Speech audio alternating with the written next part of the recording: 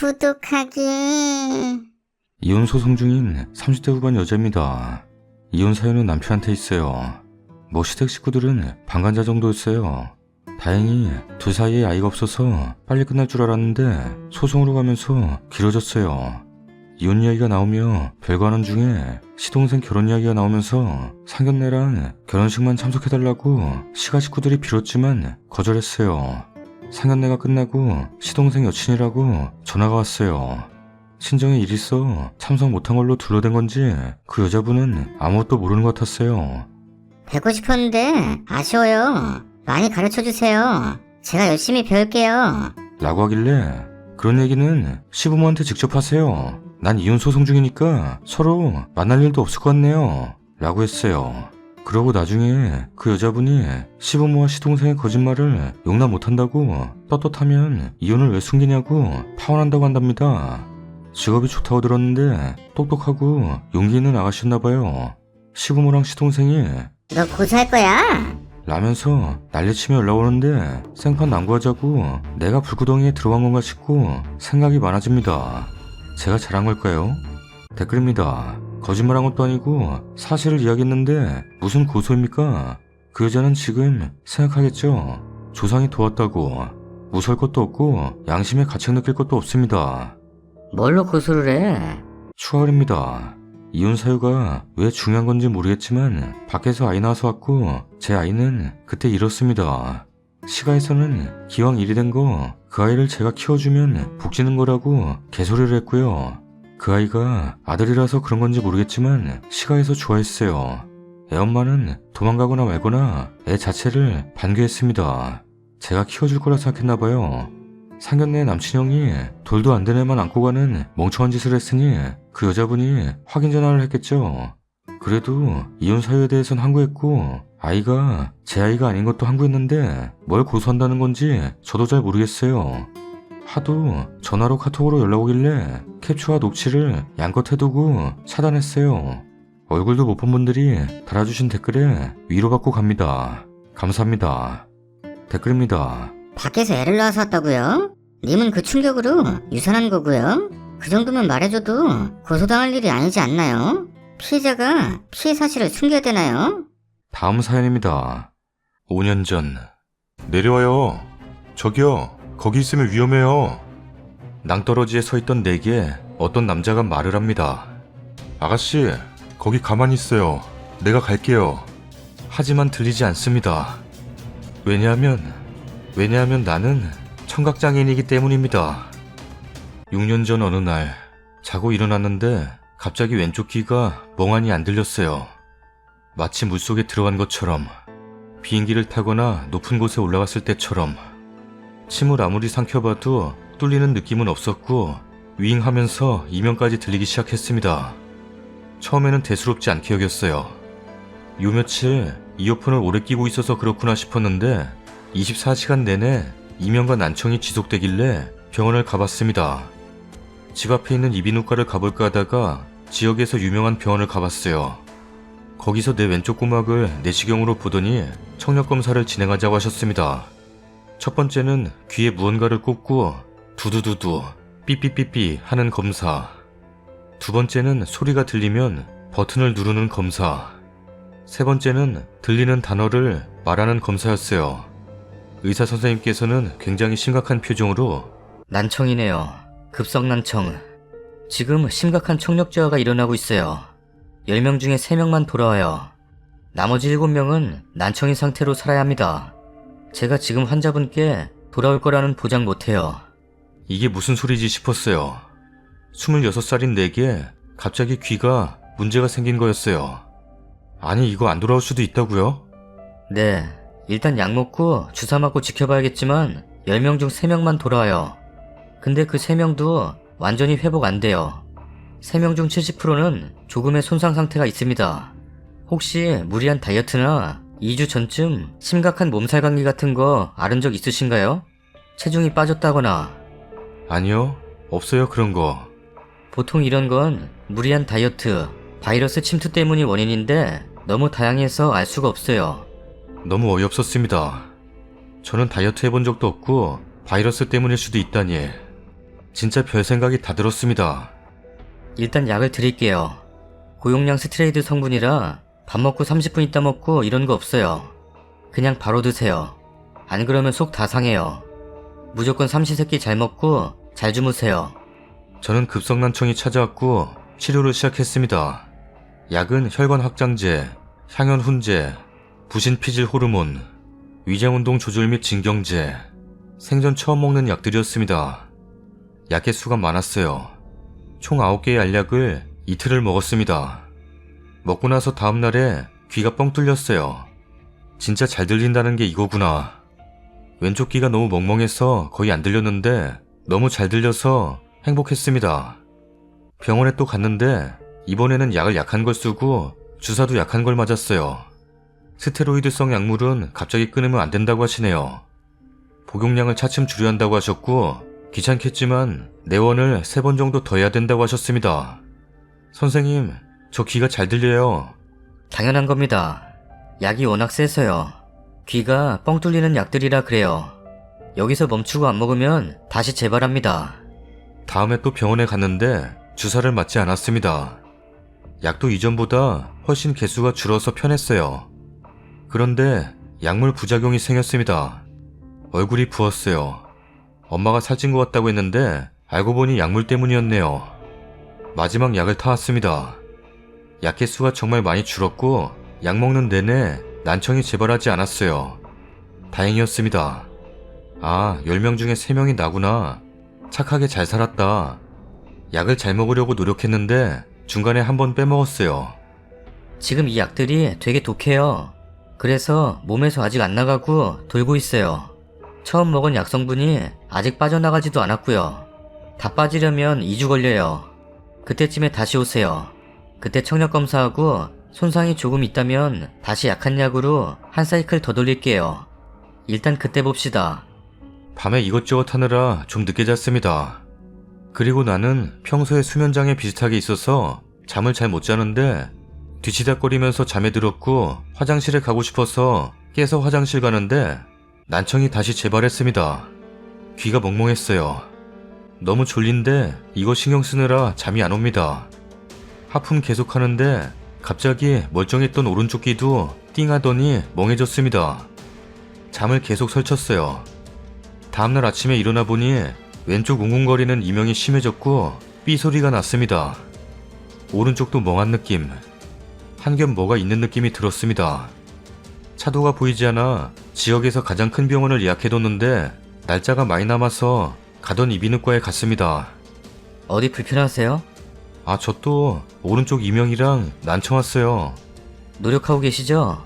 잠 잘 자려고 하고 잘 먹고요. 네, 근데 제가 수면장애가 있어서 잠을 잘 못 자요. 큰일이네. 하시더니 다시 청력 검사를 했습니다. 약을 다시 쓸 겁니다. 처음부터 다시 갈 거예요. 지금 왼쪽 귀가 예전보다 나빠졌어요. 원래 이렇게 난청이 다시 또 오면 더 안 좋게 와요. 그리고 수면 유도제 넣었어요. 잠을 잘 자야 몸에 세포가 생기는데 잠을 못 자면 안 됩니다. 무조건 절대 안정. 쉬세요. 저 이거 뇌 종양 이런 문제 아니죠? 100명 중에 1명꼴로 있는 청신경 종양은 암이 아닌 양성일 때 말씀드리자면 이렇게 급격하게 오지 않아요. 전조 증상이 있습니다.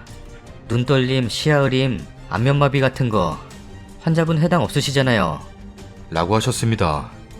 그래도 너무 불안해서 대학병원 예약한 거 한번 가봐야겠다 생각 들었어요.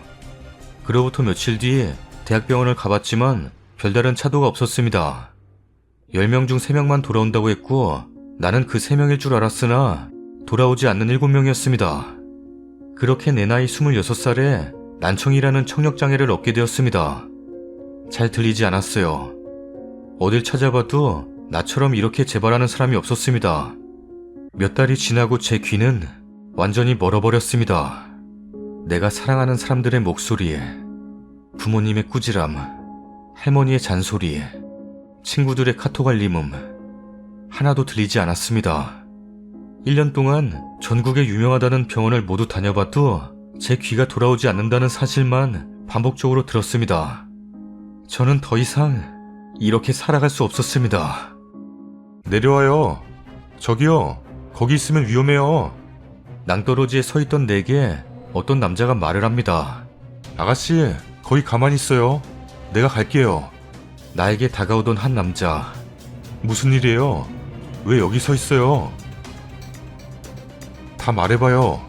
내가 다 들어줄게요. 제발 이러지 말고 한번 이야기나 해봐요. 네, 말씀하세요. 저는 더 이상 살고 싶지가 않아요. 왜요? 저는 아무것도 들을 수가 없거든요. 아무것도? 네, 지금 바로 앞에 계셔서 입모양 보고 대답하는 거예요. 그게 이유예요? 단지 그것 때문에? 그쪽이 떠나간다고 생각해봐요. 부모님이 얼마나 슬퍼하시겠어요? 부모님이 제 인생 살아주시는 거 아니잖아요.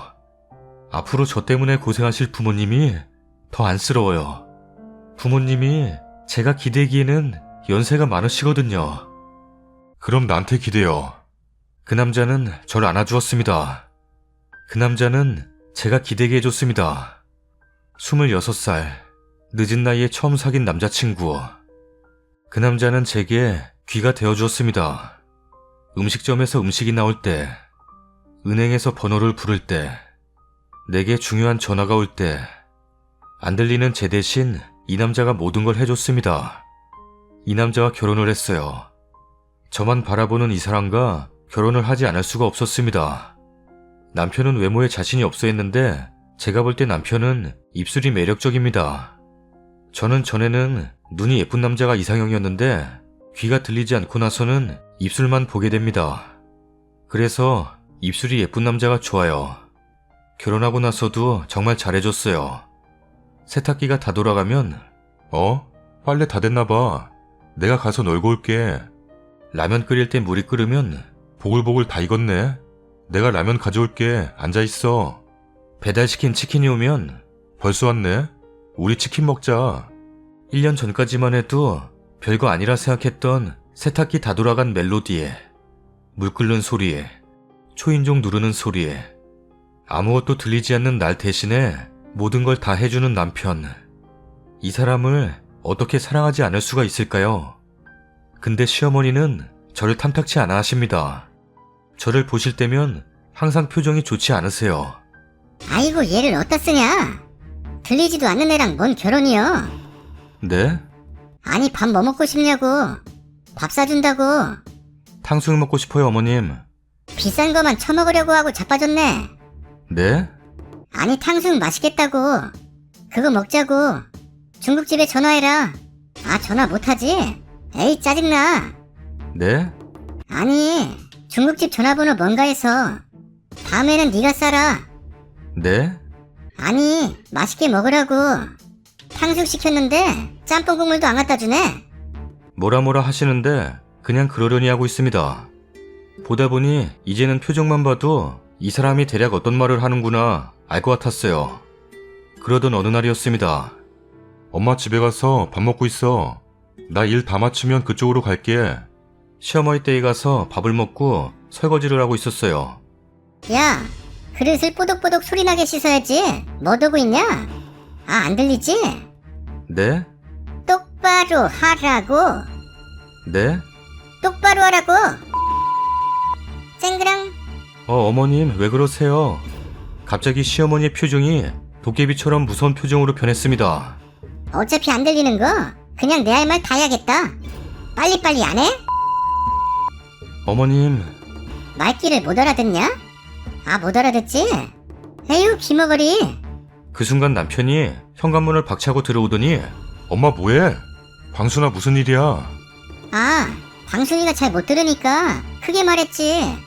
뭐라고 말했는데? 별말 안 했다. 후식으로 뭐 먹을까 이야기하고 있었어. 후식? 후식 같은 소리 하고 있네. 후식 이야기하면서 기머거리라 그래? 방순이를 면전에 대고? 아, 그럴 수도 있지. 맞는 말 했구만. 뭘 그래? 지금 나랑 장난해? 내가 방순이 건들지 말라고 했지. 왜 방순이를 못 살게 굴어? 아니, 이게 어디서 큰 소리야? 엄마가 좋게 이야기하면 대충 알아듣지. 뭘 그렇게 따졌어? 지금 좋게 말하게 생겼어? 방순이 지금 울고 있잖아. 울긴 뭘 울어? 우는 척하는 거구만. 엄마, 아들이 사랑하는 사람 아껴주고 잘해주면 안 돼? 그게 어려워? 그러게 멀쩡한 애를 데리고 왔어야지. 왜 하나 모자란 애를 데려와서 스트레스 받게 하냐? 엄마, 시끄러! 조용조용히 말해. 귀 안 먹었어. 잘해주자 방순이한테. 부탁할게. 싫어. 내 맘대로 할 거야. 엄마 제발. 싫다고 했다. 꺼져. 뭐? 꺼지라고. 꺼지긴 누구 보고 꺼지래? 내 집인데. 이게 왜 당신 집이야? 4명인데? 당신이 이 집 사는데 보탠 거 있어? 당신? 엄마한테 당신이 뭐야? 시끄러. 당신이 물려준 건 빚밖에 없어. 신혼집도 내 집이고 이 집도 내 집이야. 그동안 키워준 성의를 봐서 딱 100만 원 줄 테니까 오늘 당장 나가. 모텔을 가든 여인숙을 가든 껌을 팔든 박스를 줍든 알아서 살아.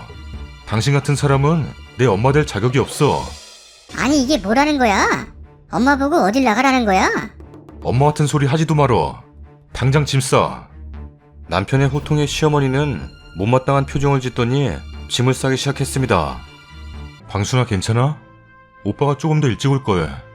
미안해. 이런 꼴 보여서. 괜찮아. 근데 시어머니 그냥 여기 살게 해드리자. 우리는 집 있잖아. 어머님이 당장 어딜 가. 그래도 너 자꾸 힘들게 하니까. 아니야. 내가 더 잘할게. 나 자신 있어. 아직 어머니가 나를 익숙해지지 않으셔서 그래. 내가 노력해볼게.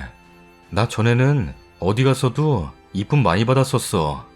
내가 어머님 입장이었어도 똑같았을 거야. 아들이 걱정되니까. 아들이 힘들어할까봐. 나였어도 며느리에게 모질게 굴었을 거야. 그러니까 어머님 그냥 여기서 살게 해드리자. 응? 부탁할게. 광순이가 원한다면 뭐. 엄마 불렀냐? 그냥 여기서 살아. 착한 방순이가 엄마 그냥 여기서 살게 하래. 그래? 아유 이뻐. 방순이가 귀가 안 들려서 그렇지 말을 이쁘게 잘해. 엄마 자꾸 안 들린다 소리 하지 마. 기분 나빠할 거야. 들리지도 않는데 뭐 어떠냐? 엄마 나갈래? 한 번만 더 그래봐. 알았다. 방순이한테 사과해. 방순아 미안하다. 앞으로는 내가 모진 소리 안 하마. 괜찮아요 어머님. 그럴 수 있어요. 우리 후식 먹으러 가요. 후식은 너가 쏘냐? 네니요? 뭐야? 내가 쏘라고? 뭐 먹을 건데? 샤인머스켓 빙수요. 그게 뭔데? 샤인머스킨가 뭔가 비싼 거 아니냐? 네 98,000원이에요. 제가 쏠게요. 아따 비싼 거 처먹으려 하네. 엄마 남편 덕분에 정말 날 사랑해주는 남편 덕분에 우리는 행복하게 잘 살게 되었습니다. 당신이 내 귀가 되어주듯이 나는 당신의 짐이 되어줄게. 농담이야. 정말 사랑해 방구씨. 다음 사연입니다. 지난 8년간 늪에 빠져 살았어요. 남편과는 큰 문제 없이 살아왔다 생각했는데 혼자만의 착각이었나봐요. 말 그대로 착각의 늪 속에서 살아남겠다고 발버둥치고 좋은 미래만 있을 거라고 위로하고 기도하는 내가 얼마나 우스웠을까 생각하니 참 세상 사는 거 부질없다 싶어요. 결혼을 결심하고 시댁에 첫 인사 간 날 시부모 내외 시누이 그렇게 사람이 좋을 수 없더라고요. 식구가 다 빼빼 말라 인상은 날카로워 보였지만 서글서글하고 정이 뚝뚝 흘러내리는 말투 겉보기에 좋게 속고 또 당했어요. 결혼하고 몇 주 되지 않아서 시어머니 신혼집에 캐리어 끌고 와서 자리 잡았어요. 방 2개 19평짜리 월세방이에요. 시아버지는 그렇게 유명한 바람둥이였는데 시어머니는 큰아들 장가 보냈으니 할 일 다 했다. 이제 마지 덕 좀 보자. 라면서요. 갓 결혼해서 겪는 일이 이런 거라 너무 황당했어요. 남편은 엄마가 오해하는 거야. 1년에 한두 번 아버지랑 크게 부딪히셔. 1, 2주면 화해하고 돌아가실 거야. 미안하다. 참아주라.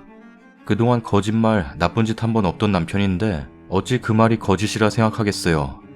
그냥 유별난 시어머니고 약간 과장하는 건가 보다 남편 말 믿을 수밖에 없었죠. 그게 몇 년이나 될 줄은 아무도 몰랐네요. 아니, 나만 몰랐겠죠? 한 달쯤 지나서 시어머니는 본색을 드러냈어요. 맞벌이인데도 아침 5시 반이면 문을 열고 들어와 깨웁니다. 밥 차려서 방구 출근 준비시켜라. 라면서요. 멋모르고 시키는 대로 했죠. 아침 7시 40분에 집에서 나가면 집에 9시에 오는데 남편 저녁밥도 못 차려주는 그딴 직장 당장 그만둬라. 매일 피를 말리고 말리고 그땐 다 그렇게 사는 줄 알았어요. 마음이 급해 회식도 야근도 다 모른 척하고 허겁지겁 집안 마트에서 두부나 콩나물 등 간단한 재료 사와서 남편 오면 차려주고 같이 앉아 한술 뜰라치면 빨래해라. 방 닦아라. 가정부도 이보단 나은 취급받을 거예요. 남편은 시어머니 앞에서는 그러지 마시라고 늘 말은 했죠. 그리고 뒤돌아서는 우리가 조금만 이해하자. 양해하자. 노력하고 있어. 엄마 앞에선 아직 철이 없어서 그래. 이해하자. 양해하자. 몇 달을 시달리다 문득 정신이 들었어요. 평생 종살이하다 끝나겠구나. 그때부터는 좀 달라졌죠. 아침에 깨어서 밥하라 하면 어머니가 해주세요. 어차피 어머니 집에서 아무것도 안 하시잖아요. 저도 일하면서 집안 살림까지 싹 다 하긴 힘들어요. 평생 못 들을 욕 다 들으면서도 싫으면 댁으로 가세요. 저도 어머님 안 보면 좀 살 것 같아요. 이전까진 상상도 못할 말들 내뱉으며 서로 상처 주고 난리도 아니었어요. 시어머니는 매일 저녁 서너 차례 부부 침실 문을 열어 제낍니다. 그게 싫어 문 잠그면 열 때까지 문 두들깁니다. 문 열어라. 문 잠그고 뭔 헛짓거리 하냐? 의자로 문을 치고 이웃집에서도 민원 들어오고 도저히 못 참을 것 같아 결혼 7개월 만에 간단하게 짐 싸들고 회사 근처 모텔에서 36만원짜리 달방 끊어 2달이나 살았어요. 이혼할 작정으로 나왔는데 친정에는 죽어도 말 못하겠더라고요. 원래 자존심도 세고 좋은 말만 듣고 살았는데 결혼 생활 원만하지 못하다는 걸 누구에게 말하겠어요. 근데 생리가 없어 확인하니 임신. 세상 다 산 것 같았어요. 남편하고 상의 끝에 집에 다시 들어가기로 했어요. 시어머니 시댁으로 들어가셨다 하고 남편하고 문제가 있었던 게 아니니 서로 다시 건실하게 잘 살아보자. 아이 태어나기 2달 전까지 일 열심히 하고 처음으로 신혼다운 신혼 느끼고 살면서 친정도움으로 28평짜리 아파트 대출 끼고 사서 이사했어요. 애 낳고 첫날 시부모 시누이 오는 것 빼고는 애기 2돌 전까진 시부모 보기는커녕 시댁 근처에도 안 갔어요. 그러다가 시어머니 간경화 와서 입원했다는 통보. 하늘이 무너져 내리는 것 같았어요. 이렇게 말하면 나쁜 여자 같겠지만 또 발목 잡힐 것 같았거든요. 불행한 예감은 틀리지 않는다고 했던가요? 약 4개월 입원 끝나고 시댁까지 내려가긴 힘들다는 이유로 며칠 쉰다며 자리 잡은 게 또 몇 개월. 이때 애돌보랴 일하랴 집안일 하랴 정신없이 사느라 시어머니하고 부딪힐 자신이 없었어요. 너무 힘에 부치더라고요. 시어머니도 느낀 바가 있는지 크게 요구하는 것 없이 조용히 있어서 그냥 나도 모르겠다 하고 방관했던 것도 있고요.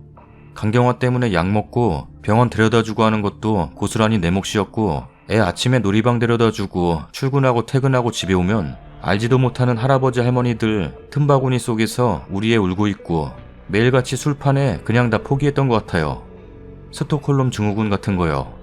남편은 불편불만도 없는 저 보면서 그냥 다 이해하는구나 했겠죠. 그 와중에 시누이는 몇 년간 사귄 남자에게 프로포즈 받고 괴롭힘 당하면서도 결혼을 하고 시아버지는 하는 일도 없으면서 조선팔도 유랑한다고 바쁘고 저는 둘째 임신하면서 체력이 너무 떨어져서 일 관두고 자격증 공부하기로 했어요. 프리랜서로 나가면 페이도 지금만큼은 받을 수 있고 일하는 시간도 탄력적이니 뭔가 지금 생활보단 나아지겠지 하는 마음으로요. 근데 시어머니는 그 꼴도 못 보더라고요. 너 참 멍청하다. 일은 왜 때려치우냐? 서방 등골 빨아먹고 살고 싶냐? 이제껏 네가 해온 게 뭐가 있냐? 자존감은 이미 낮아질 대로 낮아져 있어서 남편한테 뭐라 말도 못하고 그러다가 결국 이혼하자 말 뻔했어요. 이혼을 하니 못하니 하고 또 그걸로 질질 2년은 끌고 넘어갔죠. 뭐 결국에 시어머니는 남편 손에 끌려나갔어요. 저도 몰랐었는데 동네 할아버지 할머니들한테 저 천하의 못된 여자라고 안 좋은 건 다 갖다 붙였더라고요. 그걸 알게 되면서 남편도 참다 지쳤는지 시어머니 끌어내고 이사하고 연락 끊고 살았어요. 시아버지는 면목 없다면서 간간히 전화 오고 통화하는 정도고 시누이는 큰일 있을 때 한두 번 보고 시어머니랑은 저는 전혀 연락하지 않는 상태였고요. 그러다가 작년에 시어머니가 반성하고 있고 2번 다시 우리 집에 오지 않겠다. 그저 한 번씩 통화하고 명절에 손자들 얼굴이라도 보고 싶다 등등 시아버지 편으로 연락해오고 남편의 끊임없는 설득에 그래도 손자들과의 연 끊는 건 너무한가 싶어 정말 말 그대로 명절과 시아버지 생신 때만 딱 갔어요. 시어머니도 한 번씩 전화와서 미안하다. 내 생활이 팍팍하고 그러다 보니 너무 큰 욕심 부렸나 보다. 사과하고 크게 피해 안 끼치려 하는 게 눈에 보이고 하니 마음도 풀리고는 있었고 그냥 평범한 부부가 되어가는 것 같아서 안정되는 느낌이 들었고 결혼한 이래로 제일 행복한 시간이 되어간다 싶었는데 이 거지 같은 인간이 바람이 났어요. 24살짜리 모델 지망생이래요. 이 얼마나 멋진 인생인가요? 그쵸? 왜 그랬냐 하니 집에 오면 숨이 막힌대요. 시댁에 잘 못하는 마누라, 놀아달라 칭얼대는 애들, 언젠가부터 부담스럽게 시작하더래요. 그래서 내가 못한 게 뭐가 있냐 했더니 일 그만두고 집에 있으면서 둘째 가지면서 돈도 못 벌어오면서 시댁 우습게 보는 게 마음 아팠대요. 자기 엄마 앞에 고개도 못 들 정도로 위축되었었는데 그걸 24살짜리 모델 지망생이 자기 마음을 알아주고 지켜 세워주고 위로해줬대요. 자긴 많은 걸 바란 적도 없고 며느라, 네 어머님 하면서 서로 배려하고 이해하는 가정을 갖고 싶었는데 첫 단추부터 잘못됐어. 라고 합니다. 그 자리에서 웃었어요 저. 이혼해줄게. 그 24살짜리하고 새 살림 차려서 잘 살아봐. 그건 아니야. 한때 지나가니 바람이라 부르는 거 아니겠냐? 라는데 어이가 없더라고요. 우습죠? 그때 저 딱 정신 확실히 들더라고요. 아, 외주를 타고 있었구나. 지난 8년을 내가 수채구멍에 흘려버리고 있었구나. 이미 끊어진 인연인데 내 욕심으로 억지로 이어붙이고 있었구나. 그래도 아비 없는 자식 소리 듣게 하고 싶지 않았는데 우리 부모 마음에 대모치기 싫었을 뿐인데 이혼녀라는 타이틀이 아닌 그냥 평범한 가족이고 싶었던 것도 다 욕심이구나 느꼈어요. 그 후로 친정 측에 지난 8년 있었던 일들 어느 정도 오픈하고 도움받아서 이혼 소송 중에 있어요. 며칠 뒤면 끝나요. 이 지긋지긋한 결혼 생활이요. 물론 제가 다 100% 잘했다고는 생각 안 해요. 그냥 사람 보는 눈이 없었고 세상 너무 쉽게 생각했고 처음에 그런 일 터졌을 때 다 그러려니 했던 것도 잘못이고 그래도 이제는 결혼 생활이 중심이 아닌 나 자신과 우리 아이 둘을 위한 인생을 살아나가려고 해요.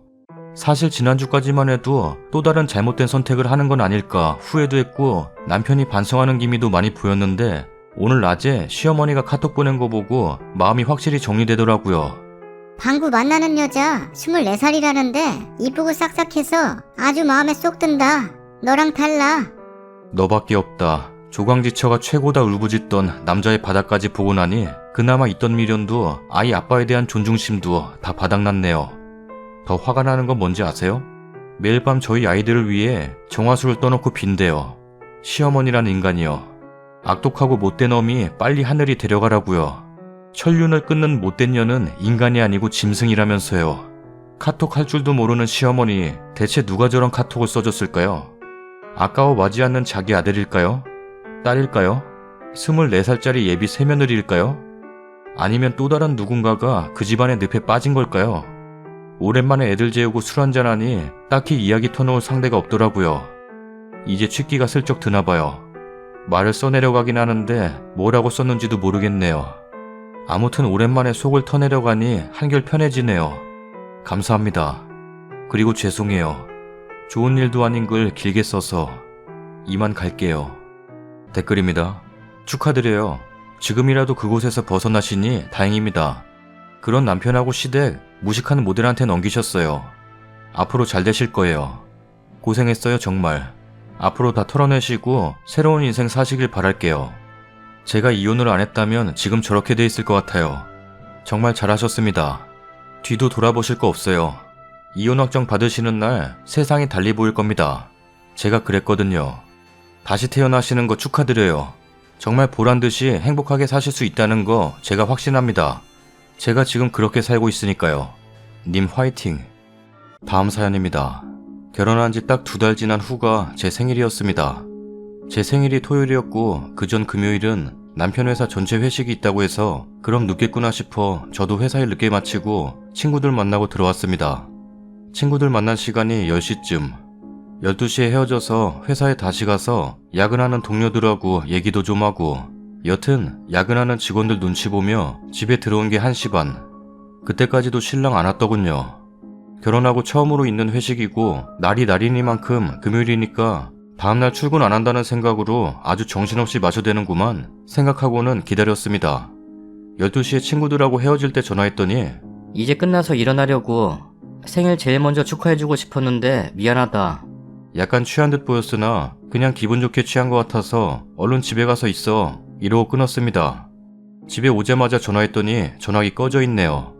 1시 반까지도 안 들어오고 원래 술자리란 게 곧 끝날 것 같다가도 이어지고 저도 직장 생활하니까 다 압니다. 그래서 이해했죠. 곧 들어오겠지 하고 기다렸습니다. 2시, 3시, 4시.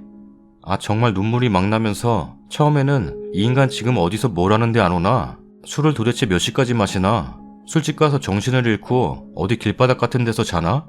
점점 시간이 흐르니까 이상한 술집에서 술 먹다가 술집 아가씨하고 2차 나갔나? 결혼 전에도 술집 마담은 아니고 술집 대리라는 사람하고 문자질하고 전화질한 거 걸렸었습니다. 술집도 대리 과장 그런 직함 쓰나봐요. 그 후로 남편을 100% 믿지는 못하고 있는 실정이에요. 생각이 거기까지 가니까 정말 확 미치겠더라고요. 결혼한 지 얼마나 됐다고, 그것도 자기 부인 생일날.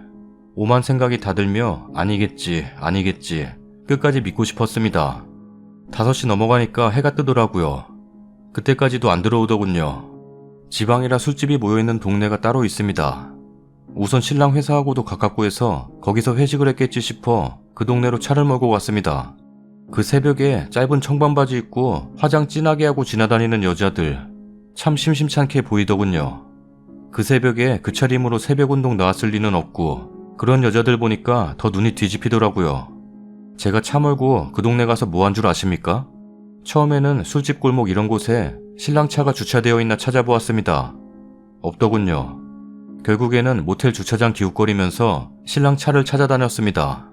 결혼하고 맞은 첫 생일 새벽에 남편이 끓여준 미역국은 못 얻어먹을 망정 남편 찾아 모텔 주차장 드나들고 있는 제 한심한 꼴이 정말 지금 생각해도 참 아직까지 왜 그런 인간하고 살고 있나 싶네요. 아무튼 그 동네에는 없더군요. 못 찾았을 수도 있겠지만 다시 회사가 있는 곳 주차장으로 갔습니다. 차가 없더군요.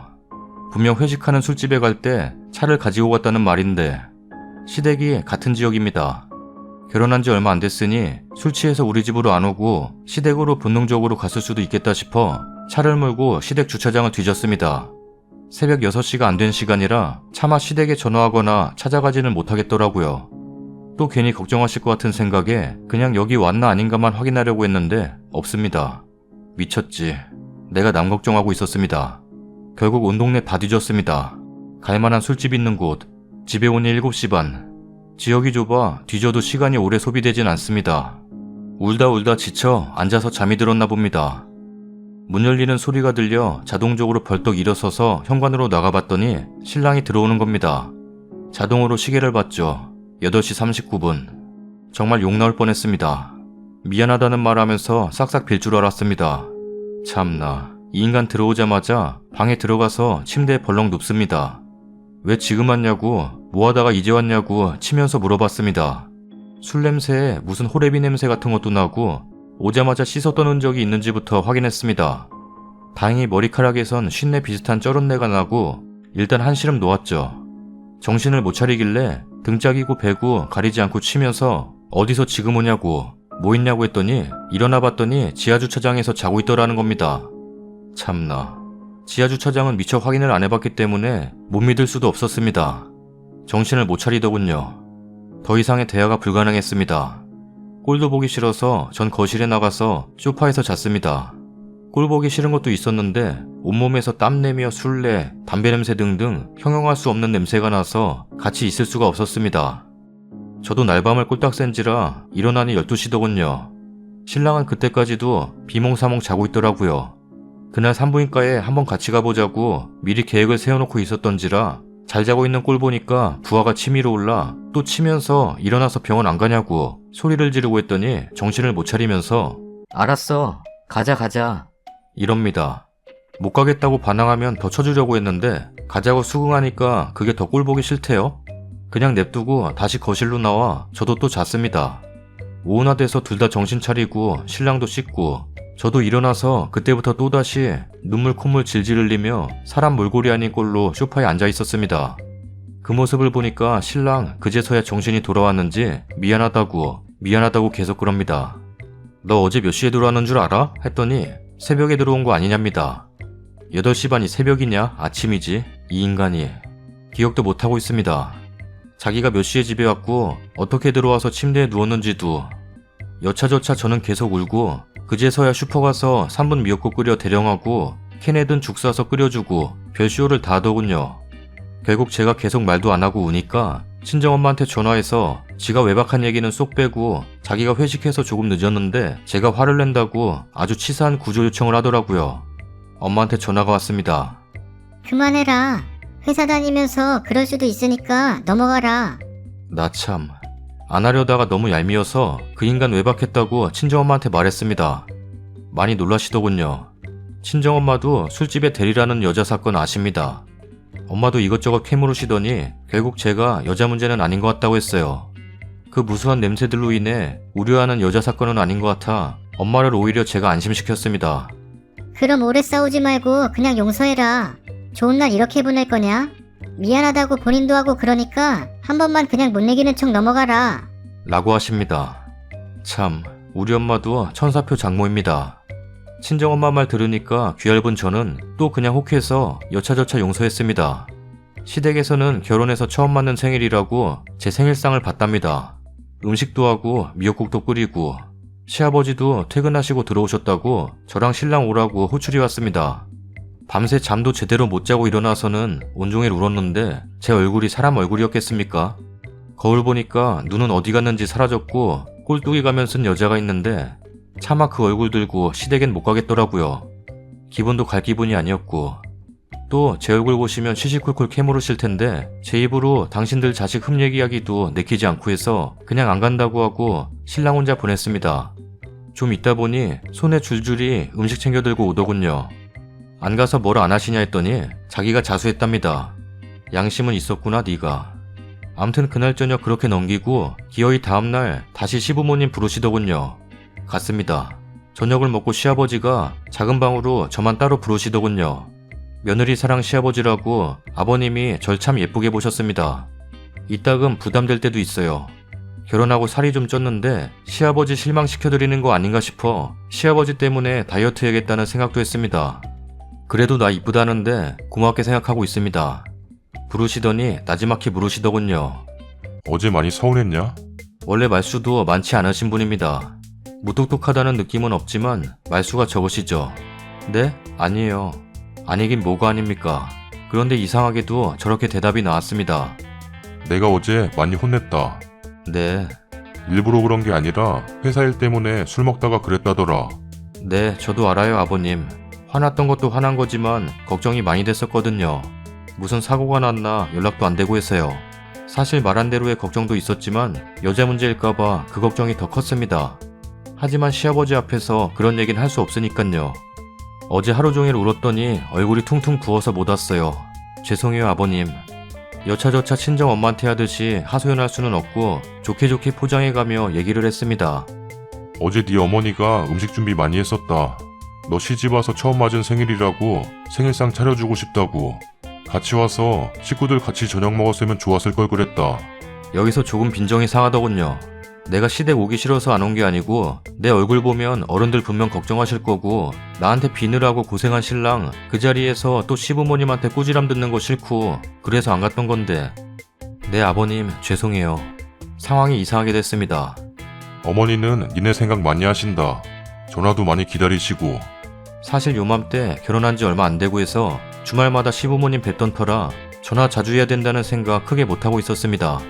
그래서 일주일에 한 번 정도 하고 있었죠. 네, 갑자기 전화 자주 안 하는 걸로 죄인 된 느낌. 아마 어머님이 서운하다고 아버님께 말씀을 언뜻 비추셨나 봅니다. 저희 시어머니 저한테 서운한 거 결혼 전에도 당사자인 저한테는 말씀 안 하시고 남편한테 말했거든요. 전화 좀 자주 드리고 그래라. 나는 괜찮은데 네 어머니는 많이 기다리시더라. 자기 이쁨 받는 건 다 자기 하기 나름이다. 그 당시에는 그냥 전화 자주 못 드려서 죄송할 뿐이었습니다. 제 성격이 싹싹한 성격도 아니거니와 애교도 전혀 없는지라 그저 죄송했죠. 그런데 오늘 갑자기 이 생각이 들었습니다. 아니 왜 그 상황에? 내가 그 일로 인해서 죄송하여 몸둘 바를 모르는 상황이 되었던 것인가? 지금 생각해보면 억울하네요. 그 후로도 나름 자주 전화한다고 했는데도 또 전화 자주 하라는 말씀하셔서 이젠 그냥 안 합니다. 뻑하면 오라고 호출하시는데 너무 바라시는 것 같아 부담스럽습니다. 거의 매주 얼굴 보는데 저를 너무 길들이려고 하는 것 같은 기분이 들어 반감이 생겼거든요. 아무튼 이 일로 시아버님도 거부감이 들게 되었죠. 안 그래도 시댁 식구들 친근감 없는데 남편하고 또 다투고 억울하고 때려치우고 싶어서 하소연합니다. 이런 일이 있었는데도 내가 그냥 넘어갔는데 이 인간. 댓글입니다. 으이구, 그러게 시부모래지. 그나마 착한 시부모래서. 아니 남자가 술 먹고 외박할 수도 있지. 그걸 이해 못해서 질질 짜야? 남자 속을 그리 뒤집어 놓으면 남자가 잘도 성공하겠다. 뭐가 잘났다고 시애미가 차려놓은 밥상도 마다해? 요 따위로 말 안 한 거죠. 사실은 저게 시아버님의 진심입니다. 그리고 님은 다 남편 탓이라고 하는데 남편 못 믿고 잠 안 자고 여기저기 찾아 돌아다닌 건 엄연히 남편이 시킨 게 아니라 님이 그러고 돌아다닌 겁니다.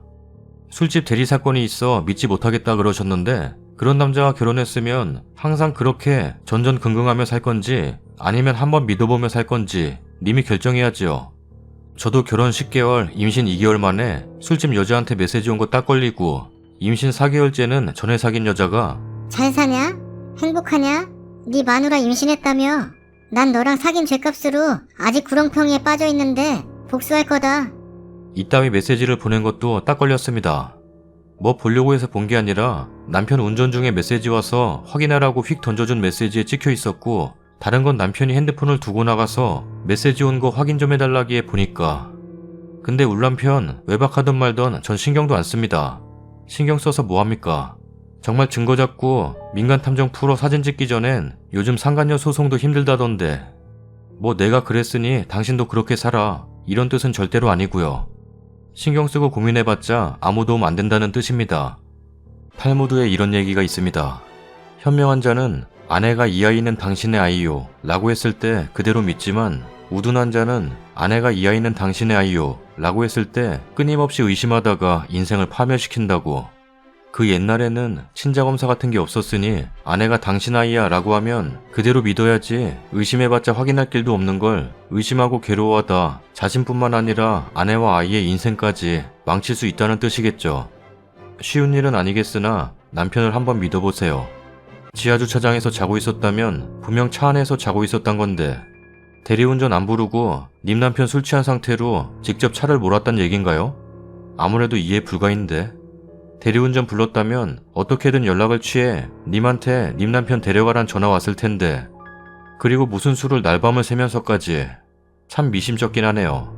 저 같은 경우엔 신랑이 회식하고 12시부터 전화도 안 되고 연락 뚝 걱정돼서 미치는 줄. 신랑 그러다 아침 6시쯤 들어왔는데 와서도 정신 못 차려서 고생고생해서 재우고 아침에 힘들어하길래 북엇국 끓여주고 왜 이렇게 늦게 다녀? 술은 적당히 마셔야지. 어제 즐거웠나 보네? 전화라도 하지. 사고 났나 걱정했잖아. 이 정도. 그날 쌓인 건 엄마한테 전화해서 수다 떨면서 다스리고 그런데 며칠이 지나도록 너무 당당하길래 슬쩍 잔소리했어요. 내가 당신 술 마시는 거 가지고 뭐라 한 적 있어? 회식 자리에서 왜 필름이 끊기도록 술을 마셔? 적당히 마시지. 미리 연락이라도 하던가. 나 걱정할 거라 생각 안 했어? 우리 아기 낳으면 안 되겠다. 자기 닮아서 술꾼 되면 어떡해? 등등. 물론 큰 소리는 아니지만 쓴소리 잔뜩 했습니다. 그 후로는 안 그래요. 다음 사연입니다. 안녕하세요. 시부모님이 대전분이신데 시아버지가 이번에 암수술을 서울에서 하시게 돼서 시어머니까지 같이 올라오셨고 저희 집에 머무시게 됐는데요. 시어머니는 157에 39kg 정도세요. 원래 마른 체질이신 것 같고 39에서 40이 왔다 갔다 하신대요. 저는 체대 나왔고 남편이랑 도장해서 애들 가르쳐요. 172에 65kg입니다. 딱 봐도 사이즈가 비교가 되나요? 근데 자꾸 본인 옷을 저한테 입어보라고 시켜요. 팔도 끝까지 안 들어가는 옷을요. 방순아, 엄마 이 옷 작아서 못 입는데 너 입어봐. 어머니한테 안 맞는 옷이 저한테 어떻게 맞아요? 아니야, 넌 젊고 군살이 없어서 맞을 거야. 라면서 억지로 입혀요. 안 들어가는 걸 보고는 웃으시면서 안 맞네. 하시고요. 제 티셔츠 같은 거 입으시고는 네가 입으면 티셔츠인데 내가 입으니까 원피스다. 이러고 남편도 엄마 옷을 왜 자꾸 방순이 입으라 해? 왜 그러는 거야? 안 맞는 거 알면서. 하는데도 맞을 줄 알았지. 이러고 웃으세요. 집에서 제 박스티만 입고 다니시고요. 그러면서 남편한테 방순이가 입은 거랑 내가 입은 거랑 다르지? 어때? 자꾸 물어보고 진짜 짜증나고 왜 저러시는지 모르겠어요.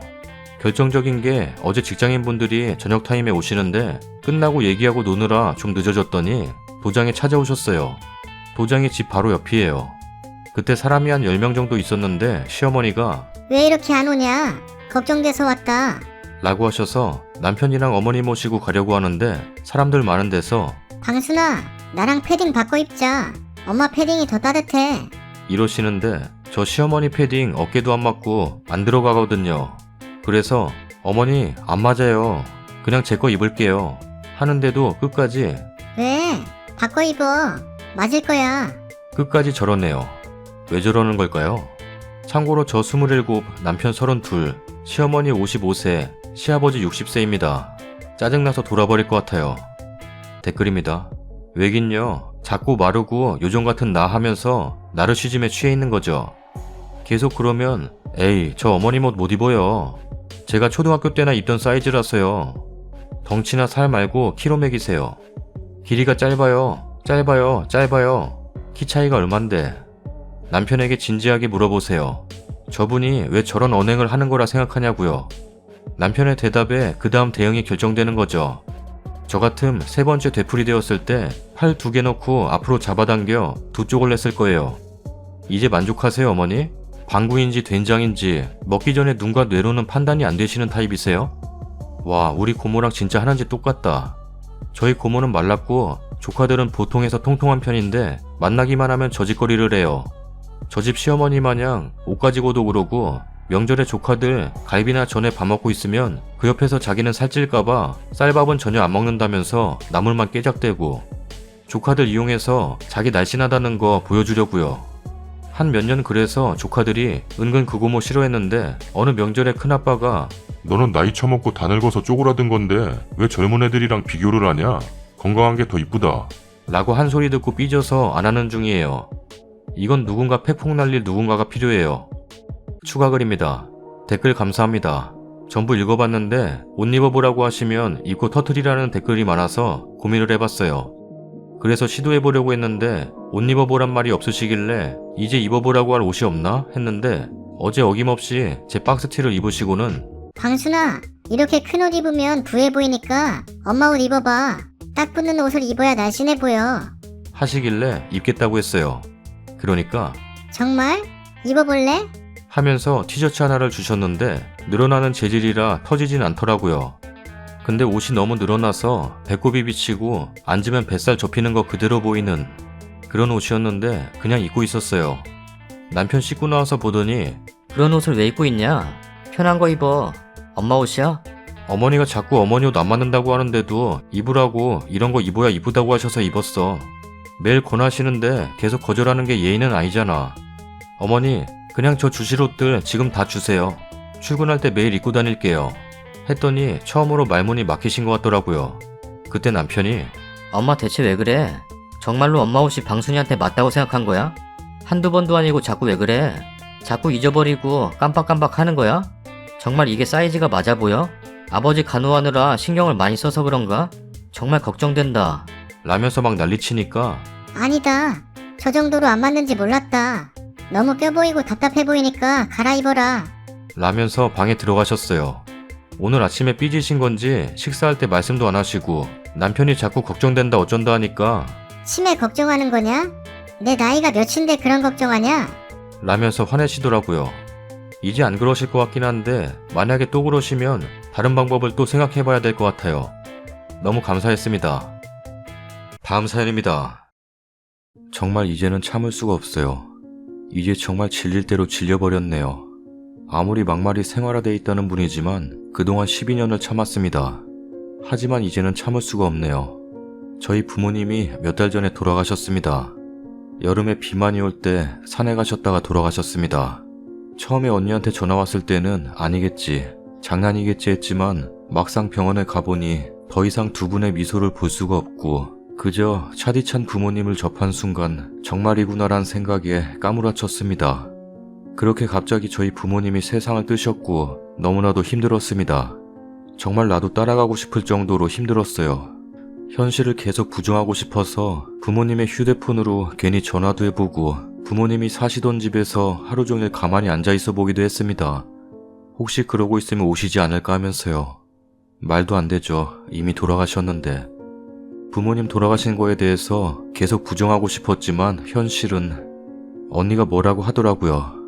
네가 이렇게 살면 엄마 아빠가 얼마나 속상하시겠냐. 정신 차려. 라고. 언니도 힘들죠, 당연히. 그렇게 언니한테 의지하고 신랑한테 의지하고 마음을 고쳐먹었습니다. 그리고 저한테는 8살 된 이쁜 딸이 있습니다. 제 아이를 생각하며 그래 열심히 살아야지 하면서 다시 현실로 돌아왔습니다. 그런데 부모님이 돌아가시고 저와 언니가 유산을 상속받았습니다. 저희 부모님 정말 열심히 사셨어요. 장사를 하셔서 늘 새벽에 나가서 새벽에 들어오셨죠. 우리 자매를 위해서 정말 열심히 사셨습니다. 통장에 돈과 부모님 집, 그리고 전에 할머니가 돌아가시면서 아버지한테 남기신 집과 땅, 그리고 부모님 가게와 건물, 그리고 부모님의 보험. 상속 절차 밟으면서 왜 이렇게 힘든지 정말 말할 수 없을 정도로 힘들더군요. 이건 겪어보지 못한 사람은 모를 거예요. 그 와중에 저희 시어머니 전화가 왔네요. 너 이제 좀 괜찮냐? 라길래 이 양반이 웬일인가 싶더군요. 저희 시어머니는 아무 말이나 막 하는 사람입니다. 처음에는 그 막말 때문에 결혼하고 1, 2년은 정말 힘들었지만 지금은 한 귀로 듣고 한 귀로 흘리고 삽니다. 자기 아들이 감기라도 걸리면 저는 나쁜 년 되고 제가 감기 걸리면 그까지 감기 때문에 알아눕냐? 라고 핀잔 주고 저희 딸한테도 딸이 잘못한 거 있으면 너 외갓집 갔다 오더니 싸가지 없는 거 배워가지고 왔다. 외갓집 가지 말어. 제가 일을 해서 가끔 저희 엄마가 제가 늦게 끝날 때 제 딸을 봐주는 경우가 종종 있었습니다. 그럴 때마다 저희 집에 전화도 없이 쳐들어오시고 저희 엄마에게도 함부로 하셨죠. 거기다 저한테 왜 니네 부모한테 내 손녀를 맡기냐? 애 망치면 어쩌려고 그러냐? 이런 말도 서슴지 않고 하셨죠. 아무리 그래도 한 귀로 듣고 한 귀로 흘렸습니다. 그런데 제가 그렇게 했으면 안 됐다는 걸 이번에 알게 됐네요. 어머니가 막말할 때마다 대들고 했어야 했구나 라고 후회가 엄청 됩니다. 그랬으면 나한테 이런 말 하지 않았을 텐데 좀 괜찮냐? 하시더니 그 뒷말이 야, 너 얼마나 좀 챙겼냐? 많이 좀 챙겼냐? 니네 집에 너 하나였음 네가 다 받을 것인데 네 언니 얼마나 가져갔냐? 처음엔 네? 네? 했죠. 제가 잘못 들었나 했습니다. 제가 계속 네? 이러니 젊은 애가 왜 말을 못 알아먹냐? 네 부모 죽었으니까 니네 부모 재산 받았을 거 아냐? 이러는 겁니다. 정말 머릿속에서 뭐가 딱 끊기는 소리가 들리더군요. 그러면서 저도 모르게 소리를 질렀습니다. 지금 말 다 했어요? 지금 그걸 말이라고 하시는 거예요? 그러면 그동안 어머니는 우리 부모님 빨리 돌아가시기를 바랬던 거예요? 당신이 사람입니까? 아무리 할 말 못할 말 분간을 못한다고는 하지만 이런 것은 지나가는 동네 개도 알겠구만. 가뜩이나 힘들어서 미쳐버릴 것 같은데 내 자식을 위해서 그래도 살아야지 하고 참고 있는데 어머니가 뭔데 그렇게 말하세요? 말이 입에서 나와서 말이에요? 라고 소리를 질러버렸네요. 정신 나간 사람처럼 날뛰고 울고 고함을 질렀어요. 뭐라고 한 것 같은데 기억도 나지 않을 만큼 악쓰고 소리를 질렀어요. 그때 거실에 있던 남편이 들어와서 전화기를 뺏을 때까지도 계속 소리를 질렀네요. 그러면서 자기 엄마한테 뭐라고 하는 것 같았는데 아무런 말도 귀에 들어오지 않고 저는 계속 소리 지르고 남편은 이미 전화를 끊고 진정 좀 하라고 하면서 물을 먹이려고 하는데도 그 손을 뿌리쳐버렸네요. 어느 정도 진정하고 남편한테 이혼하자고 했습니다. 결혼 생활 동안 아무리 어머니가 막말을 해도 저 다 참았습니다. 그런데 갑자기 그렇게 돌아가신 우리 부모님, 우리 언니와 저를 위해서 평생을 사시다가 그렇게 돌아가셨는데 자기가 어찌 우리 부모님에 대해서 저리 말할 수가 있습니까? 처음 결혼할 때도 시집에서 돈 한 푼 아니하다 못해 금반지 하나 못 얻어 끼워봤습니다. 그래도 남편 하나 보고 그동안 내가 모은 돈, 남편이 모은 돈으로 작은 월세방부터 시작했습니다. 돈 모아두면 뺏어가고 모아두면 뺏어가고 그럴 때도 말 한마디 못하고 화가 나도 말 못하고 그렇게 12년을 살았습니다. 돈 안 주면 무슨 년 소리까지 들었어도 병구처럼 참았던 게 지금 와선 정말 후회가 됩니다. 차라리 그럴 때마다 난리치고 했으면 돌아가신 저희 부모님에 대해서 저렇게 말했을까요? 못난 저 때문에 돌아가셔도 저런 사람한테 막말 듣게 한 제가 불효녀 같습니다. 남편은 이성을 찾으라고는 하지만 그딴 소리는 이성이란 자체가 없는 자기 엄마한테나 가서 하라고 했습니다. 이제 더 이상은 이렇게 못 산다고 분명 당신 엄마는 내가 이혼하자고 했다는 소리 들으면 본인이 잘못해서가 아니라 지 부모 죽고 돈 좀 생기니까 그런다고 하겠죠. 안 봐도 훤합니다. 가서 당신 엄마한테 우리 이혼할 거라고 말하라고 했습니다. 나는 내 부모님한테도 무슨 년소리 한번 들어본 적 없는데 시집 와서 별소리 다 듣고 살았다고 이제 한계입니다. 저희 언니한테 이야기하니 저희 언니 제가 힘들고 할 때도 버팀목이 되어준 제 언니가 통곡을 했습니다. 돌아가신 분들한테 어찌 그런 소리를 하냐고 하면서요. 언니한테도 미안합니다. 돌아가신 저희 부모님한테도 죄송합니다. 남편은 저를 자꾸 잡지만 저는 더 이상은 남편 하나만 보고는 못 살겠습니다. 내 딸한테도 미안합니다. 못난 엄마 때문에 이혼 가정에서 자라겠지만 태어나면서부터 여자아이란 이유로 할머니한테도 사랑도 못 받고 자랐고 저런 막말 듣고 사느니 이런 게 낫다 싶습니다. 너무 힘들지만 누구한테 말도 못하겠어서 여기다 그냥 속풀이를 합니다. 정말 제 선택이 맞는 거겠죠? 그런 거겠죠? 어떤 결정이 맞다고 확신은 없지만 이제 그만 벗어나고 싶습니다. 정말로요. 그리고 돌아가신 저희 부모님 저 때문에 듣지 말아야 할 소리 들으신 것 같아서 너무 마음이 아픕니다. 댓글입니다. 남편은 뭐하냐? 네 엄마 정신병원 안 데리고 가고 뭐하냐? 개념을 밥 말아서 배 채웠나? 말하는 게 왜 저 따위야? 어머님은 죽으면 얼마나 남겨주실 건데요? 그이도 형제가 있어서 나눠 먹으려면 몇 푼 안 되겠어요. 외동이면 혼자 다 받아 먹을 텐데. 근데요, 어머님 돌아가심 막 빚쟁이들 찾아오는 거 아니에요? 라고 하세요.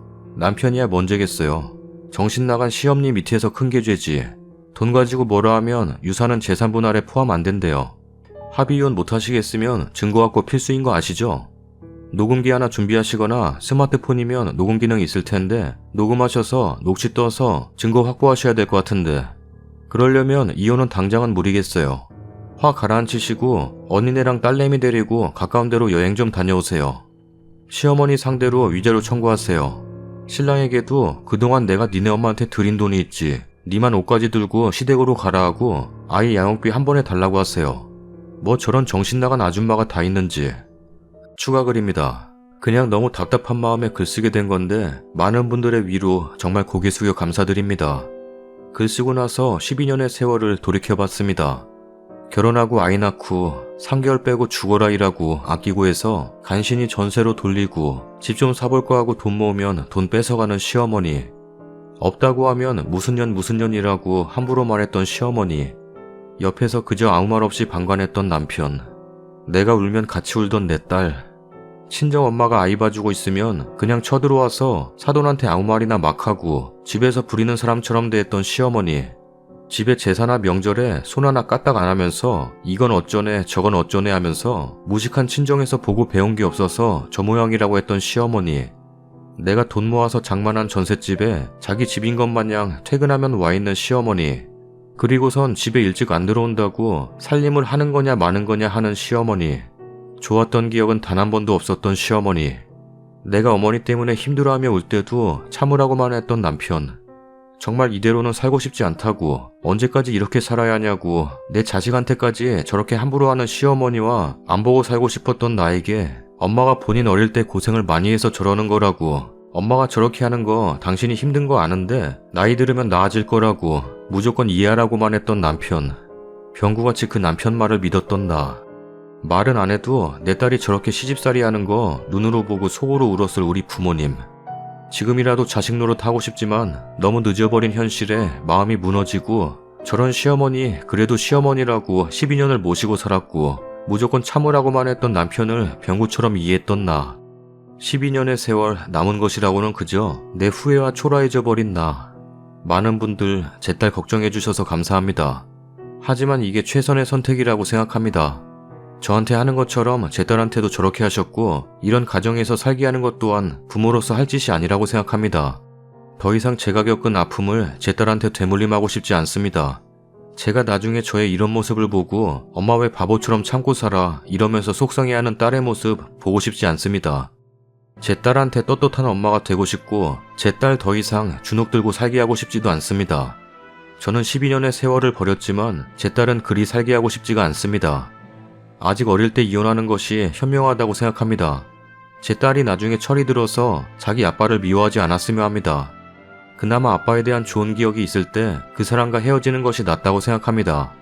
딸은 엄마의 삶을 그대로 산다는 말이 있습니다. 나중에 제가 이혼한 것이 딸에게 흠이 될 수도 있지만 그런 가정이 있다는 것 또한 큰 흠이 될 것만 같습니다. 그리고 딸이 저처럼 저런 남자를 만나고 시어머니를 만나게 하고 싶지도 않습니다. 남편은 끝까지 저를 잡겠다고 합니다. 그동안 나와 딸을 방관한 채로 살았던 사람이 이제 와서 왜 저러는지 모르겠습니다. 저는 소송이라도 할 생각입니다. 변호사님은 아까 낮에 언니와 함께 만나봤습니다. 여러 가지 정황상 이혼은 할 수 있지만 증거 수집 필수라고 하십니다. 언니 또한 제 결정이 맞다고 생각하고 있어요. 이런 마당에 또 시어머니는 저한테 전화해서 쌍욕을 해댔지만 저는 그저 아무 말도 안 하고 녹음만 했습니다. 더 이상 사람 같지 않은 사람한테 화내고 싶지도 않고 말 섞는 것도 싫습니다. 저한테 아까 욕하면서 그럽니다. 와서 무릎 꿇고 빌어라. 그저 웃기만 했습니다. 아직까지도 저렇게 당당한 시어머니, 이젠 더 이상 용서하지 않으려고 합니다. 불쌍하게 돌아가신 내 부모님에게 함부로 말하고 나와 내 딸에게 함부로 대했던 남편의 어머니, 이제 본인이 얼마나 제대로 살지 않았는지 그동안 자신의 했던 말들이 얼마나 큰 상처가 됐는지 알게 해주려 합니다. 육체적인 것만 사람을 해치는 게 아닙니다. 정신적인 것은 육체적인 것보다 더 큰 고통이 따른다는 거 어머니는 모르겠죠. 하지만 이제 알게 해주려고 합니다. 저는 12년 동안의 바보의 모습에서 탈피하려고 합니다. 여자는 약할지 몰라도 엄마는 강하다는 말 마음속에 각인시키려고 합니다. 제 딸을 위해서라도 강한 사람이 되려고 해요. 이 글을 읽고 용기를 주시고 위로해 주신 분들 정말 다시 한번 감사드립니다. 그리고 저처럼 사시는 분들 많진 않아도 있을 거라고 생각합니다. 그런 분들도 꼭 용기를 내시기 바래요. 자식 때문에 참고 사는 게 아니라 자식을 위해서 당당한 엄마가 되셨음 합니다. 잘 쓰지 못하는 글 끝까지 읽어주신 분들 감사합니다. 댓글입니다. 우리 할머니도 맨날 저 모양이다. 우리 엄마 주방에서 맨날 혼자 울고 나 그거 23년 동안 보고 살았는데 진심으로 우리 엄마 이혼했으면 좋겠어서 나 우리 엄마한테 이혼하라고 했는데 우리 엄마 너 결혼할 때 흠 잡히면 어쩌냐고 하길래 저런 할머니 있는 게 흠이라고 이혼했으면 좋겠다고 했지. 거기다 우리 아빠 자기 엄마라고 그저 껌벅껌벅 그럴 때마다 나 우리 아빠랑도 싸우면서 둘이 나가서 살던지 말던지 하라고 소리 지르면서 싸우고. 글쓴이님 정말 옳은 결정하신 거예요.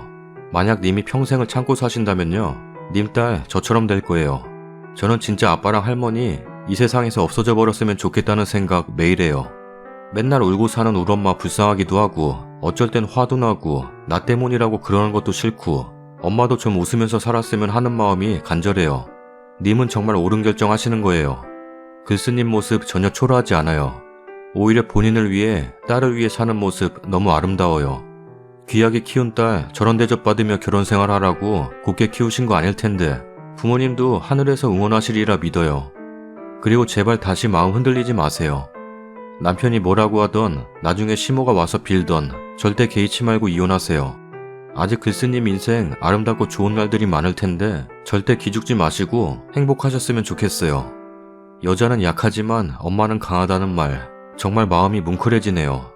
그래도 남편분은 님의 의지가 되는 줄 알았는데 그게 아니었네요. 그런 인간들 님이 버리세요. 님 결정 저 또한 맞다고 생각이 드네요.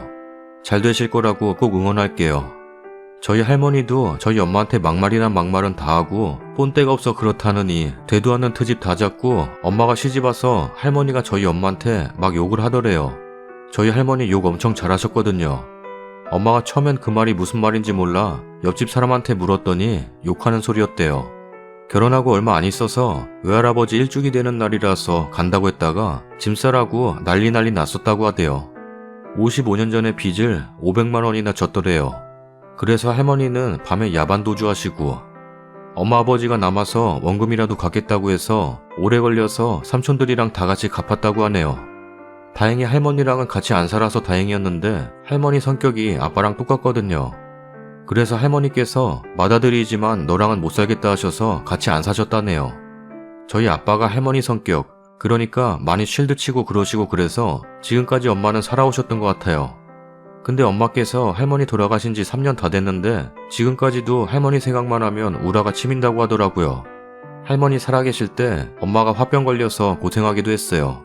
정말 지금 생각해도 저희 할머니 성격이 엄청나신 것 같아요. 저희 집에 못 지내시고 착한 셋째 작은아빠 집에서 같이 사셨는데 저희 아빠처럼 쉴드 쳐주는 성격이 아니라 무조건 내내하는 성격이라 작은엄마가 많이 힘드셨죠. 작은엄마가 많이 아프셨는데 옛날에 결핵인가 그거 걸리셔서 고생 많이 하셨어요. 근데 할머니께서 일도 안 도와주시고 작은엄마랑 작은아빠랑 자면 가운데 끼어 자고 그랬다네요. 자꾸 작은엄마를 친정으로 보내고 쫓아내고 하셨어요. 엄마 말로는 작은엄마가 정말 좋은 분이셨다는데 천사같이 착했다네요. 자꾸 할머니께서 쫓아내니 갈 데가 없어서 우리 집에 와서 같이 살았대요. 작은엄마가 아기 낳고 아기가 아파서 1년 동안 병원에 살았는데 아기 병간호랑 집안일에 가게일까지 너무 과로해서 일을 하고 할머니께서는 안 도와주셨다네요. 그런 상황에 둘째 아기 가지고 3중고 4중고를 겪다가 아기 낳고 한 달 후에 돌아가셨어요. 저희 둘째 삼촌 참 좋지만 작은엄마와 할머니 사이에서 쉴드만 제대로 쳐줬으면 그렇게 돌아가시진 않았을 것 같아요. 남겨진 아이들은 누가 책임지나요? 엄마 없이 엄마의 정을 못 느껴보는 아이들은 얼마나 불쌍해요. 첫째 동생은 할머니랑 작은아빠가 키우고 둘째 동생은 작은 집으로 갔다가 작은 집이 이혼하는 바람에 저희 집에 왔어요. 4살 때. 이제 동생이 18살인데 저희 엄마 아빠를 친엄마 친아빠로 알고 있어요. 아직 말 못했죠. 충격받을 수 있기 때문에. 우리 작은아빠도 불쌍하고 자기 아들이랑 여태껏 일주일 이상 같이 지내본 일이 없어요. 방학 때 잠깐 뿐이죠. 일부러 엄마가 작은 집에 보내서 있게 하는데 동생은 모르니까 그냥 작은 집에 갔다 온다고 생각할 뿐이죠 뭐. 우리 엄마가 마음으로 안 왔지만 내가 아무리 잘한다 해도 지 엄마만 하겠냐라는 말씀하세요. 언젠가 제 동생에게 말을 해야겠지만 걱정입니다. 그때 차라리 분가했더라면. 남편 쉴드가 정말 중요한 거죠. 정말 그 이야기하면 구구절절 말이 많지만 저희 엄마 말씀 빌리면 조선 팔도에 니네 할머니처럼 별난 사람 없다고 이야기하세요. 제가 봐도 그 말이 맞는 것 같고요. 후기입니다. 안녕하세요. 벌써 그 일이 있은 지 어림 한 달이 다 되어가는 것 같네요. 처음에는 절대 이혼해줄 수 없다는 남편과 이제 다음 주면 정말 이혼 도장을 찍게 되었습니다. 처음 한 일주일은 절대 이혼 못 해주니까 소송 걸어. 라고 하기에 알았다고 했습니다. 그렇게라도 해서 당신과 당신 집안과 인연 끊을 수 있다면 그게 100년이 걸리더라도 하겠다고 했습니다. 어떻게 이야기를 듣고 시어머니, 이제는 시어머니도 아니죠. 그 사람의 어머니가 저에게 전화를 하셨더군요. 안 살 거면 너가 부모한테 받은 유산하고 딸아이 놓고 너 혼자 나가라. 역시 절대 기대를 저버리지 않으시는 분이더군요. 그 말과 더불어 갖은 쌍욕을 하시기에 그냥 녹음하고 저는 듣기만 했습니다. 몇 차례 전화 오고 전 녹음하고 제가 지금은 저희 언니 집에 딸아이와 있습니다. 저희 언니 집까지 찾아와서 동네에서 소리소리 지르고 경찰 부르고 계속 무한반복을 며칠 동안 했습니다. 그러고 난 후 그 남자에게 전화를 해서 만나자고 했습니다. 보자마자 하는 말이 이제 생각이 바뀐 거냐? 라는 그 인간 앞에 그 사람 어머니가 저에게 함부로 말했던 것을 녹음한 핸드폰을 들이밀며 들려주었습니다. 어떻게 하겠냐고 하면서요. 물론 이 사람뿐 아니라 이 사람의 어머니에게도 위자료 청구한다는 말도 잊지 않았습니다. 변호사님도 시댁에서의 부당대우가 입증만 되면 충분히 청구할 수 있다고 하더군요. 그리고 아이도 최대한 제가 데리고 올 수 있게 힘쓸 거라고 걱정하지 말라고, 저희 언니도 제 뒤에는 언니가 있으니 절대 마음 약해지지 말라고, 여기서 약해지면 안 된다고 녹음된 것을 다 들려준 후 말했습니다. 아이 또한 내가 데리고 올 거야. 당신과 당신 어머니한테 내 딸을 맡겼다가는 내 딸 제명에 못 살 것 같아. 당신이 아이 아빠라면 아이를 생각해서라도 양보해줬으면 좋겠어. 그리고 당신 엄마 우리 언니 집까지 쫓아와서 난동 부리고 한 거 일부러 경찰에 신고한 거야. 그런 것도 다 증거자료 될 수 있어. 우리 사이에 아이가 없다면 막장까지 갈 생각이지만 마지막으로 당신이 아이 아빠라면 나와 내 딸 그냥 편히 놔줬으면 좋겠다. 나중에 내 딸이 아버지란 사람 원망하지 않게끔 도와. 남편은 한참을 생각하더니 며칠 더 여유를 줬으면 좋겠어. 당신한테는 며칠이지만 나에게는 그 며칠이 정말 지옥 불구덩이에서 내 살을 태우는 것과 같은 거니까 되도록 빨리 결정을 해줬으면 좋겠다 라고 했습니다. 며칠이 지나도 연락이 없어서 정말 소송으로 갈 생각이구나, 정말 이거밖에는 답이 없나 보구나란 생각에 허무해질 무렵 4일 전에 연락이 왔습니다. 서류 보내겠다고요. 작성해서 보낼 테니 나머지 작성하고 다음 주 월요일에 법원 앞에서 만나자고 하더군요. 그리고는 그냥 끊더군요. 등기로 서류 받아들고 한참을 쳐다만 봤습니다. 이혼을 망설인 건 아니었지만 막상 서류를 보니 아무 생각도 나지 않아서 그저 우두커니 있다가 오늘 서류 빈칸을 채웠습니다. 빈칸을 채우면서 왜 이리 눈물이 나는 건지 이혼하는 게 두렵고 후회할까봐 눈물이 나는 건 아니었습니다. 그저 그동안의 결혼 생활이 눈앞에 스쳐 지나가고 돌아가신 부모님 얼굴이 자꾸 생각이 나고 그동안 힘들었던 결혼 생활이 이 종이 한 장으로 끝나는구나란 생각도 들고 그냥 왠지 모르게 서러운 마음이 들어서 눈물이 나는 것 같았습니다. 혹여나 딸아이가 듣지는 않을까란 생각에 조용히 소리 없이 한참을 운 것 같네요. 지난번 2번째 글에 댓글을 보니 저희 딸아이 입장인 분들이 많더군요. 만약 내가 한 번 더 참았다면 내 딸도 그런 생각을 가지고 살겠구나란 생각에 또 한 번 마음이 아프더군요. 나 하나 그리 살았으면 됐지. 내가 내 딸에게 나와 같은 아픔, 아니 어찌 보면 더한 아픔을 줄 수도 있었구나 라는 생각이 들더군요. 그래서 더욱더 이혼이 간절해졌었나 봅니다. 이제 다음 주 월요일이면 법원에 서류 제출하고 숙려 기간이 있겠지만 이것도 법원에서 지정해준 곳에 가서 부부 상담 치료를 받거나 하면 단축할 수도 있다고 하네요. 서류 제출하고 얼마간의 시간이 더 걸릴지도 모르겠지만 그래도 마음 한구석은 왠지 모르게 후련한 마음이 드네요. 후련하다는 제 생각이 잘못될 수도 있겠지만 그래도 저는 그런 마음이 듭니다. 많은 분들이 걱정을 해주셔서 저에게 많은 위로와 도움과 용기가 된 것 같아서 마지막으로 한번 글을 쓰는 겁니다. 저와 제 딸 걱정해 주셨던 분들 정말 잊지 않을 생각입니다. 이제 모든 게 끝나고 저와 제 딸 멋지게 새 인생 살아볼까 합니다. 저도 저지만 이제 제 딸 정말 행복하게 해주고 싶은 마음이 간절합니다. 저에게 도움 주셨던 많은 분들 정말 마음속 깊이 진심으로 감사드려요. 댓글입니다. 유산 놓고 가라는 말에서 빵 터졌네. 어떻게 늙으면 저렇게 늙을까? 이런 말하면 좀 그렇지만 어쩌면 이 이혼 부모님이 마지막으로 주신 선물 같아 보이기도 해요. 앞으로는 부모님도 안 계시는데 딸이 혼자 그 집에서 당하는 꼴 못 보게 하시려고 도와주신 게 아닌가 하는 생각이 들었습니다. 딸과 행복하게 건강하게 사세요. 그 할머니 정신 못 차렸네요. 결국 자기 돈 욕심에 아들 이혼남 만들고 아들 부부 12년의 결혼 생활을 지옥으로 남겼네요. 이혼이 확정되시면 따님과 단둘이 여행을 시작으로 마음도 쉬게 하시고 머리도 식히시고 새로운 삶을 준비하세요. 이제 행복한 일만 있으셨으면 해요. 그래도 소송까지 안 가고 합의혼으로 끝나서 다행이에요. 이래저래 얼굴 보면서 힘 빼지 않아도 되니까요. 따님분 충분히 엄마 마음 알 거예요. 저도 딸이다 보니 엄마 힘든 거 눈에 들어오더라고요. 솔직히 말씀드리면 제가 따님 입장에서 말씀드리면 오히려 잘됐다 생각이 돼요. 엄마가 행복하지 않다면 자식도 행복하지 않아요. 지금 저희 엄마 혼자 편하게 하실 거 하고 친구들 만나고 사고 싶은 거 사면서 편하게 생활하세요. 보는 사람들마다 얼굴이 옛날보다 좋아졌다고 점점 이뻐지고 젊어진다고 사람들 다 그렇게 얘기해요. 전 그게 오히려 좋아요. 21살 때 결혼하면서부터 엄마 모진 고생, 몸고생, 맘고생 누구 하나 기댈 곳 기댈 사람 하나 없이 어린 나이에 모든 걸 짊어지고 책임지고 그렇게 살아온 우리 엄마. 지금이라도 편안하게 즐기면서 사는 삶이 좋아요. 제가 어릴 때부터 엄마 고생하는 거 안쓰럽다는 생각, 나 때문에 엄마가 저렇게 산다. 내가 태어나지 않았으면. 이런 생각으로 살아온 저는 엄마를 엄마가 아니라 같은 여자로 생각했어요. 제가 중학생 때부터요. 엄마도 여잔데 엄마도 엄마 삶이 있는데 그런 생각을 하면서 엄마를 바라봤어요. 행복하지 않았어요. 엄마가 불행하니까. 글쓰님 따님분께 미안한 마음 드는 건 알아요. 그래서 제가 따님 입장으로 말씀드리는 건데 글쓰님과 따님의 대화가 필요해요.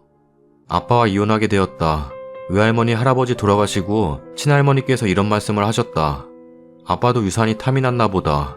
엄마는 그게 너무나 슬펐다. 내 부모님 돌아가셨는데 유산 많이 받아서 좋겠다. 그거 다 우리 거다. 이렇게 얘기해서 엄마 슬펐다. 그래서 엄마 모집만 먹고 이혼하려 한다. 너를 생각해서 참으려고 했는데 그것 또한 너한테 상처가 될 것 같다는 생각을 했다. 엄마 아빠가 행복하지 않는데 행복한 가정이 아닌데 과연 너가 행복할까? 라는 생각도 해봤다. 엄마를 이해해줬으면 좋겠다. 넌 어떤 생각이니? 솔직하게 얘기해줬으면 좋겠다. 이런 식으로 대화를 하세요. 그게 따님분 정신건강에도 좋아요.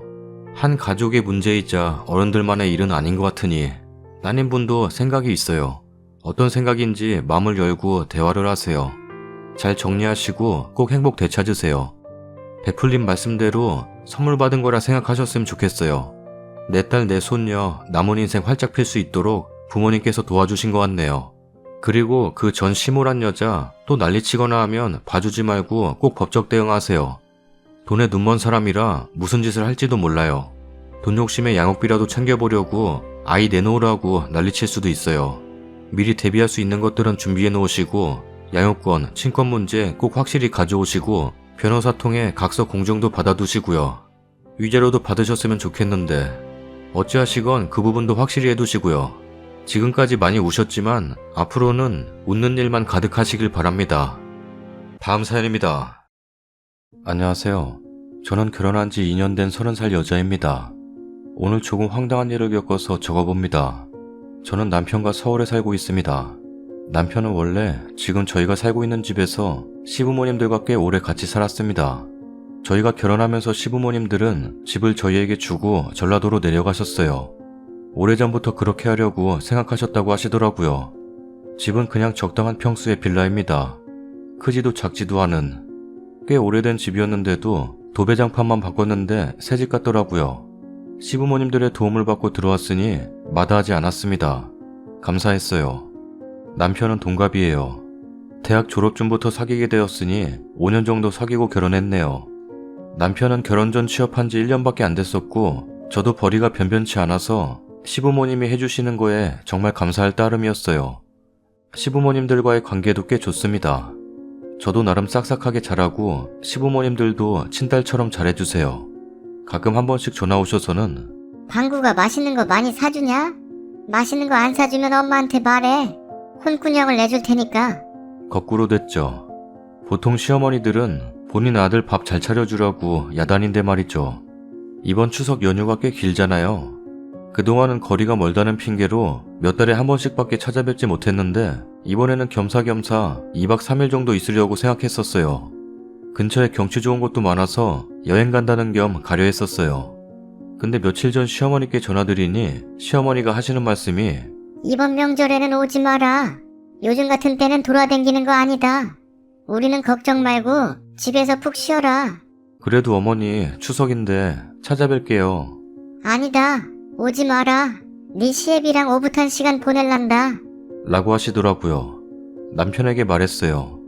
어머님이 이번에 오지 말라시는데 그러게. 뭐 이번에는 그냥 쉬지 뭐. 그래도 가봐야 되는 거 아닌가? 나중에 조금 잠잠해지면 가자. 그래서 추석 당일날만 친정 갔다가 나머지는 다 저희 시간이었어요. 추석 다음날 금요일 저는 남편과 제 친구들을 만나서 술 먹었어요. 결혼 전부터 같이 어울리고 놀아서 종종 같이 한 잔씩 해요. 한 잔 거하게 마시고 2차로 이동 중이었습니다. 친구와 제가 가장 앞서 있었어요. 이런저런 이야기 도중 갑자기 친구가 방순아, 저기 너네 시어머니 아니야? 어? 무슨 소리야? 전라도에 계실 분이 여기 왜 계셔? 아니야, 봐봐. 너네 시어머니 얼굴 독특해서 따가라. 맞아. 친구의 말을 듣고 자세히 보니 저희 시어머니가 맞았습니다. 시어머니는 외모도 그렇고 스타일도 굉장히 특이한 편입니다. 그런데 시어머니 옆에는 처음 보는 40대 남자가 같이 걷고 있었습니다. 팔짱을 끼고서요. 뒤따라오고 있는 오빠한테 전화했습니다. 오빠, 시어머니가... 엄마가 왜?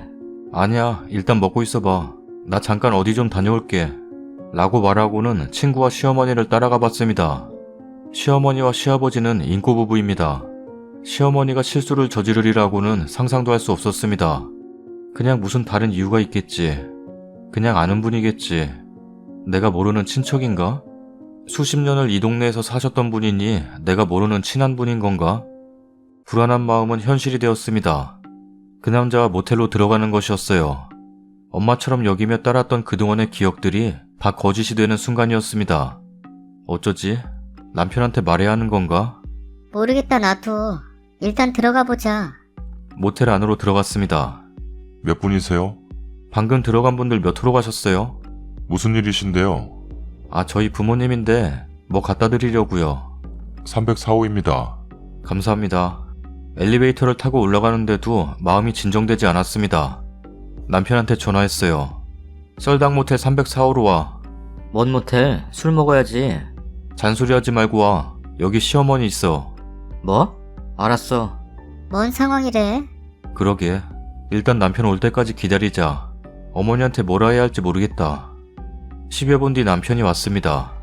무슨 일이야? 몰라 나도. 일단 벨 눌러봐.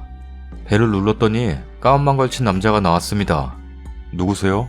여기 저희 엄마가 있다는데요? 잠깐 들어가 봅시다. 안으로 들어가니 닭다리를 뜯고 있는 시어머니가 보였습니다. 뭐야 엄마? 엄마가 왜 여기 있어? 이 남자는 뭐야? 아니, 니들이 어떻게 여기? 이 사람 누구냐고? 당신 뭐야? 뭔데 우리 엄마랑 이런 곳으로 와? 남자는 말이 없었습니다. 말해 이 자식아. 너 누구야? 아저씨 누구예요? 뭔 말이라도 하세요. 내 남자친구야. 뭐? 한 사람이랑 몇십 년을 살아봐라. 질린다. 엄마. 니들한테는 말 안 했지만 우리는 이렇게 살기로 했다. 겉으로 보이는 건 다 꾸며낸 거야. 이렇게 산지 꽤 오래됐어. 네 아빠도 지금 다른 여자랑 모텔에 있을걸? 그걸 말이라고 하는 거야? 그냥 지금 걸린 것 때문에 막말하는 거 아니야? 지금 하는 말이 맞는 거냐고. 아빠한테 전화해본다. 해봐. 남편은 시아버지한테 전화했지만 통화가 되지 않았습니다. 안 받네. 어머니, 지금 너무 당당하신 것 같아요. 그럼 내가 뭐 죄졌냐? 야들아, 서있지 말고 앉아. 닭다리라도 하나 뜯어라. 어머니, 저희도 어머님 아버님처럼 살아도 돼요? 두 분처럼 저희도 다른 여자 다른 남자 만나면서 그렇게 겉으로만 인꼬부부처럼 하고 다니고 그래도 돼요? 이게 지금 말이 되는 거예요? 당신은 뭐하는 사람이야? 복덕방 하는 사람이다. 복덕방 하는 인간이 왜 모텔에서 이러고 있어? 우리 엄마 나이가 몇 살인지는 알아? 허참. 허참? 허참 같은 소리하고 자빠졌네. 몇 대 몇 하다가 쳐맞으려고. 당신 뭐 이렇게 뻔뻔해? 40대 같은데 환갑 넘은 사람하고 그러고 싶냐? 머릿속에 든 게 그거밖에 없어? 그래서 어쩌라고? 그 순간 저는 제 심장이 요동치는 걸 막을 수가 없었습니다. 어머님이 먹던 치킨을 저 남자한테 던져버렸어요. 야 인간아, 네 엄마 뻘 되는 사람이야. 젊은 여자가 쎄고 쎘는데 40대가 60대를 만나? 그렇게 여자가 없어? 복덕방은 여자 꼬시려고 복덕방 하는 거냐? 당신 엄마가 보면 잘도 좋아하겠다. 에라이 추잡스러운 놈. 평생 늙은 사람들 만나고 다녀라.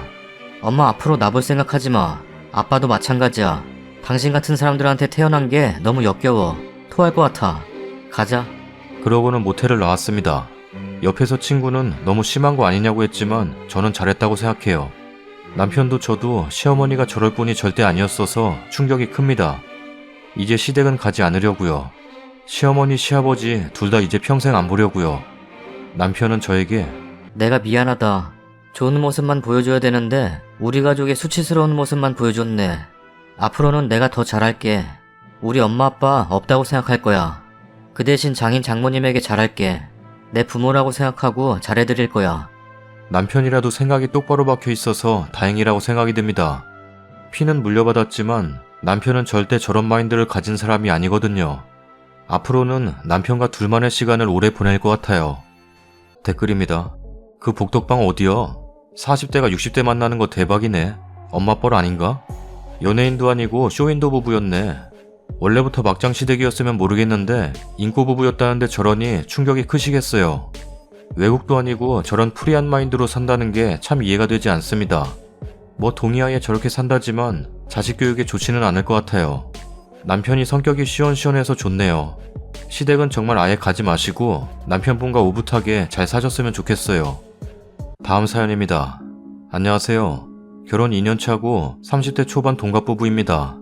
시댁에 밥 먹으러 가면 저만 작은 그릇에 밥을 줘요.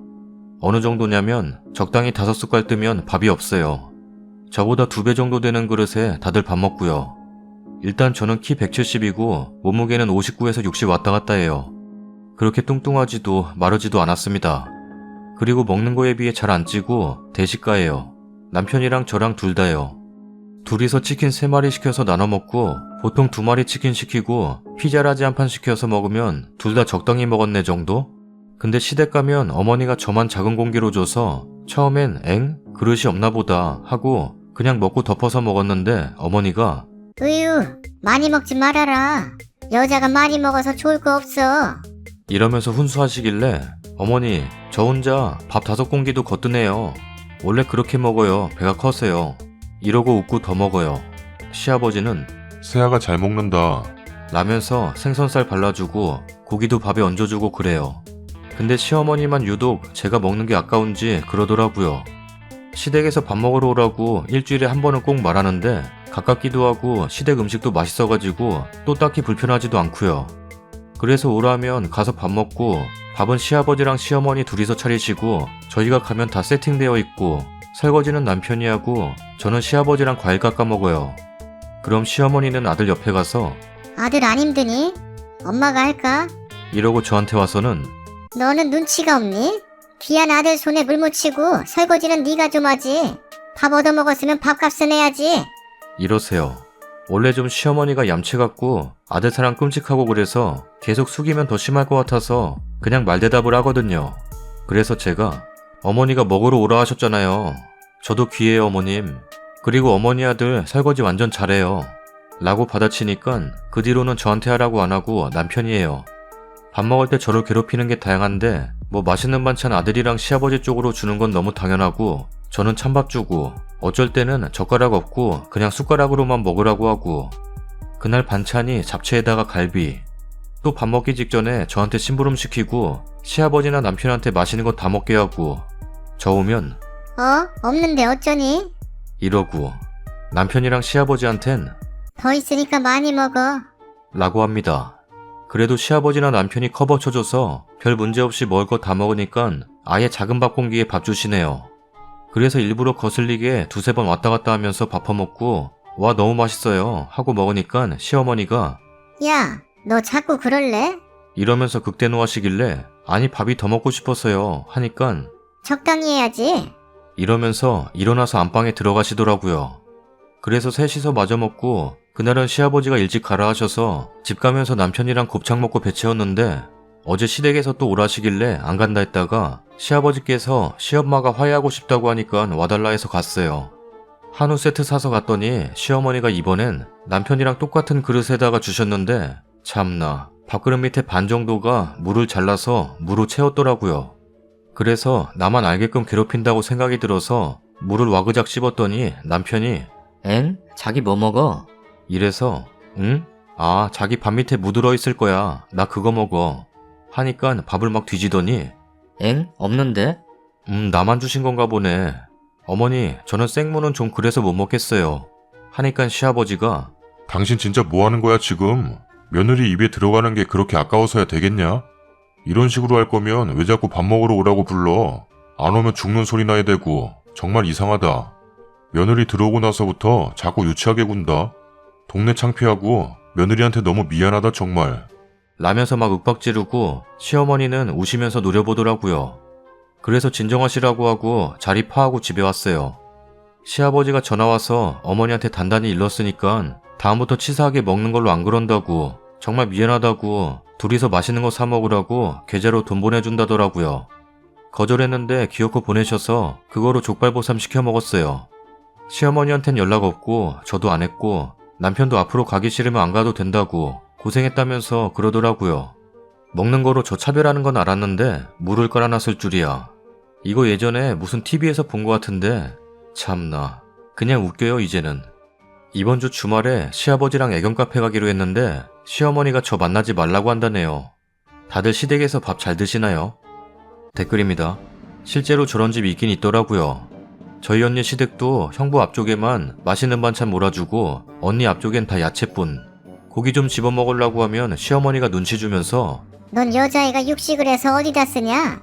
그러고 언니가 처음엔 저한테만 얘기했었는데 어쩌다 부모님이 들으셔가지고 형부 집에 오면 똑같이 해주니까 형부가 집에다 일렀는지 시어머니가 엄마한테 전화해서 사이 대접 왜 안 해주시냐고 따지고 참 세상에 이상한 것들 많아요. 저는 시댁 가면 식구들이 좀 많아요. 바쁠 때 아버님 밥, 신랑 밥, 신우들 밥, 애들 밥 바쁘고 나면 마지막 언저리쯤에 어머님 밥과 제 밥이 퍼지는데 진심 그릇이 없으니까 마지막 밥은 장난감 같은 아기 밥 그릇에 밥이 퍼지는 거예요.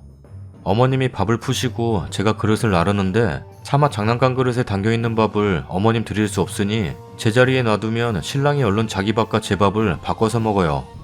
그리고 다음에 시댁에 밥 먹으러 가면 찬장 깊숙이 들어있던 새밥 그릇이 꺼내져 있어요.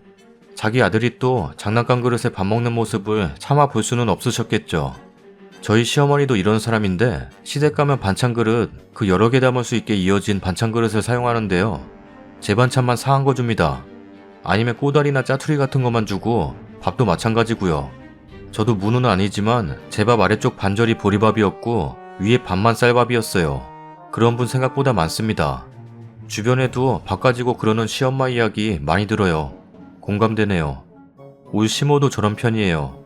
내가 한번 시모 때문에 빡 돌아서 남편을 가루가 되도록 탈탈 털어버리면서 시모짓거리 다 말하면서 엎어버렸어요. 이런 음식물 처리 같은 대우받고 살게 하려고 나랑 결혼했냐? 내가 어디 가서 이런 대우받는 거 처음이야. 이혼하자. 이혼하면 시모도 안 봐도 되니 이혼하자. 어머니랑 둘이 행복하게 살지 왜 날 끼워서 이런 뭐 같은 일을 겪게 하냐? 막 발광을 했어요. 어머니 그러고 잠은 잘 주무신대? 연세 드시면 내가 어떻게 갚아줄까? 기대해도 좋아. 라면서 막 퍼붓고 시모가 전화로 또 긁길래 어머니 저희 부부 아무 문제 없는데 어머니 이러는 거 지긋지긋해서 이혼하려고요. 라고 하고 끊고 차단해버렸더니 식겁한 모양이더라고요. 그 후로는 엄청 눈치 보고 남편은 아예 꼭 필요한 일 아니면 저랑 최대한 만날 일 없고 전화도 통화 안 하게 합니다. 다음 사연입니다. 아무리 봐도 내 잘못이 아닌 것 같은데 남편은 저보고 한심하대요. 그런데 진짜로 아무리 되짚어도 제 잘못 아닌 것 같아요. 그래서 이걸 그대로 보여주려고 해요. 분명 싸움은 나겠지만 지금 심정이 복잡해 간추려 못 쓰겠네요. 긴 글 양해 부탁드립니다. 아이 둘 키우는 엄마입니다.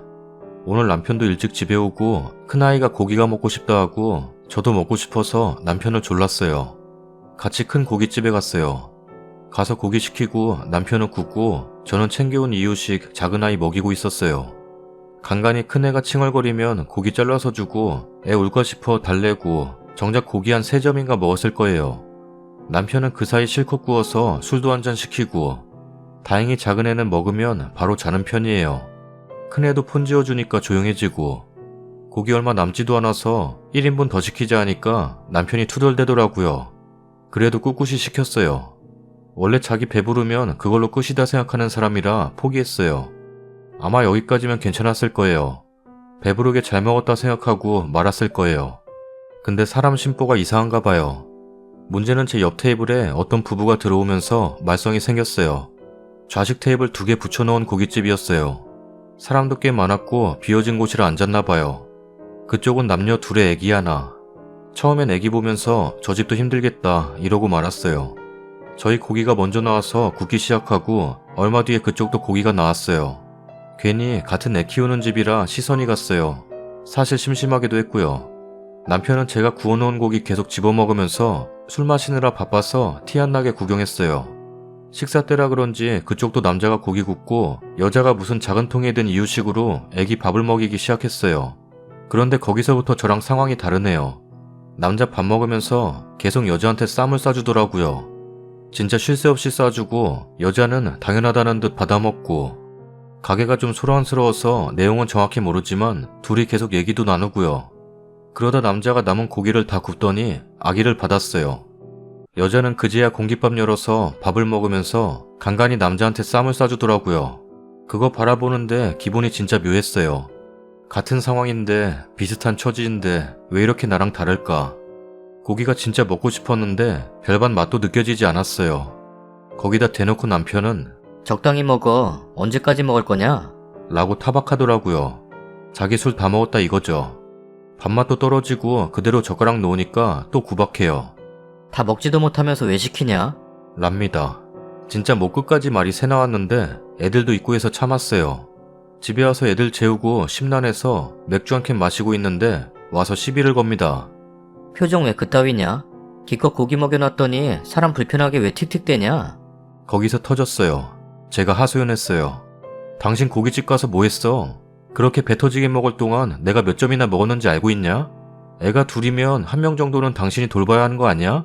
그것도 다 싫으면 나 먹을 때는 가만 놔둬도 되지 않아?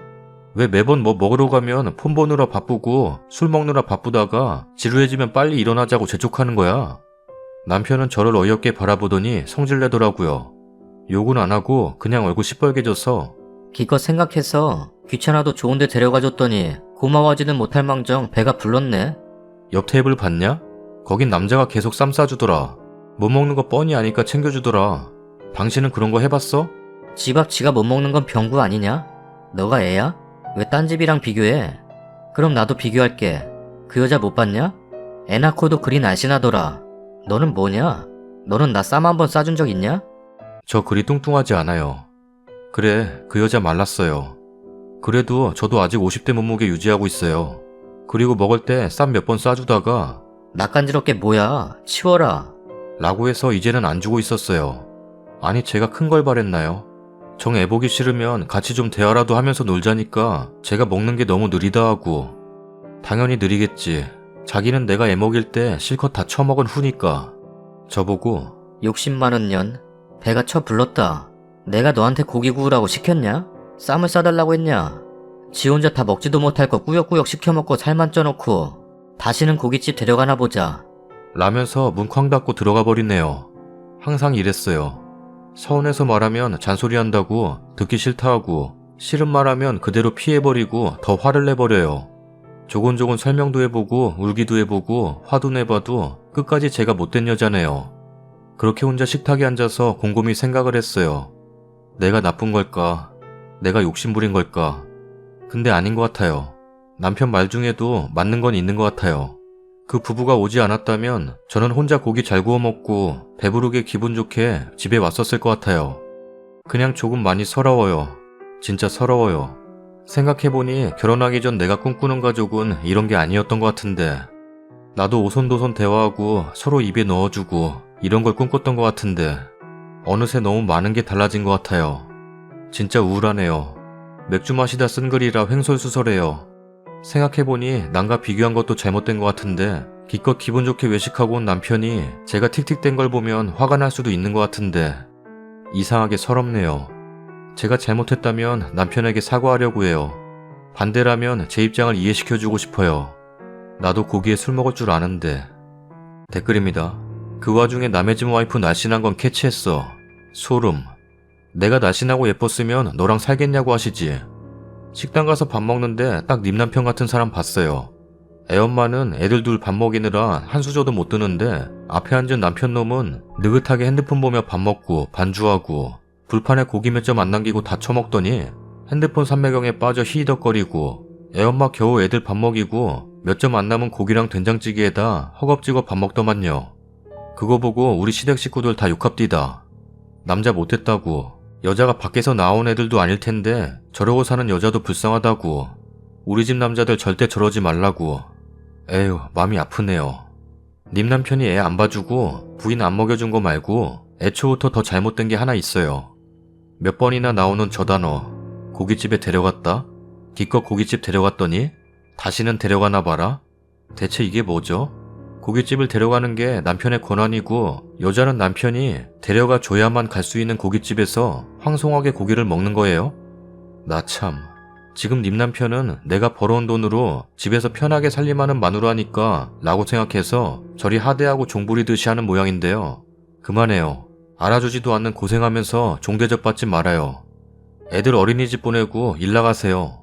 돈 벌고 고기 사 먹고 회식도 하고 술도 마셔요. 사람답게 사세요, 제발. 지금 님 남편한테 찌들고 세뇌되어 있어요. 맨날 그렇게 집에서 고생은 고생대로 하고 애들한테 치이고 남편한테는 대접 못 받는, 그 대접 받는 게 당연한 줄 알고 살게 세뇌된 거라고요. 님 부모님이 그렇게 키웠어요? 아니잖아요. 귀한 딸이잖아요. 제발 정신 차려요. 결혼 전에 어떻게 살았는지 생각해요. 내일 남편한테 애 둘 다 맡기고 아침부터 외출하세요. 남자도 아이들의 아빠예요. 아이를 양육할 수 있어야죠. 가만 놔두고 엄마가 알아서 애 보고 키워주니까 어딜 가든지 자기가 애 볼 생각을 못하는 겁니다. 애가 둘이니까 어딜 가게 되면 큰애는 무조건 아빠가 보게 하세요.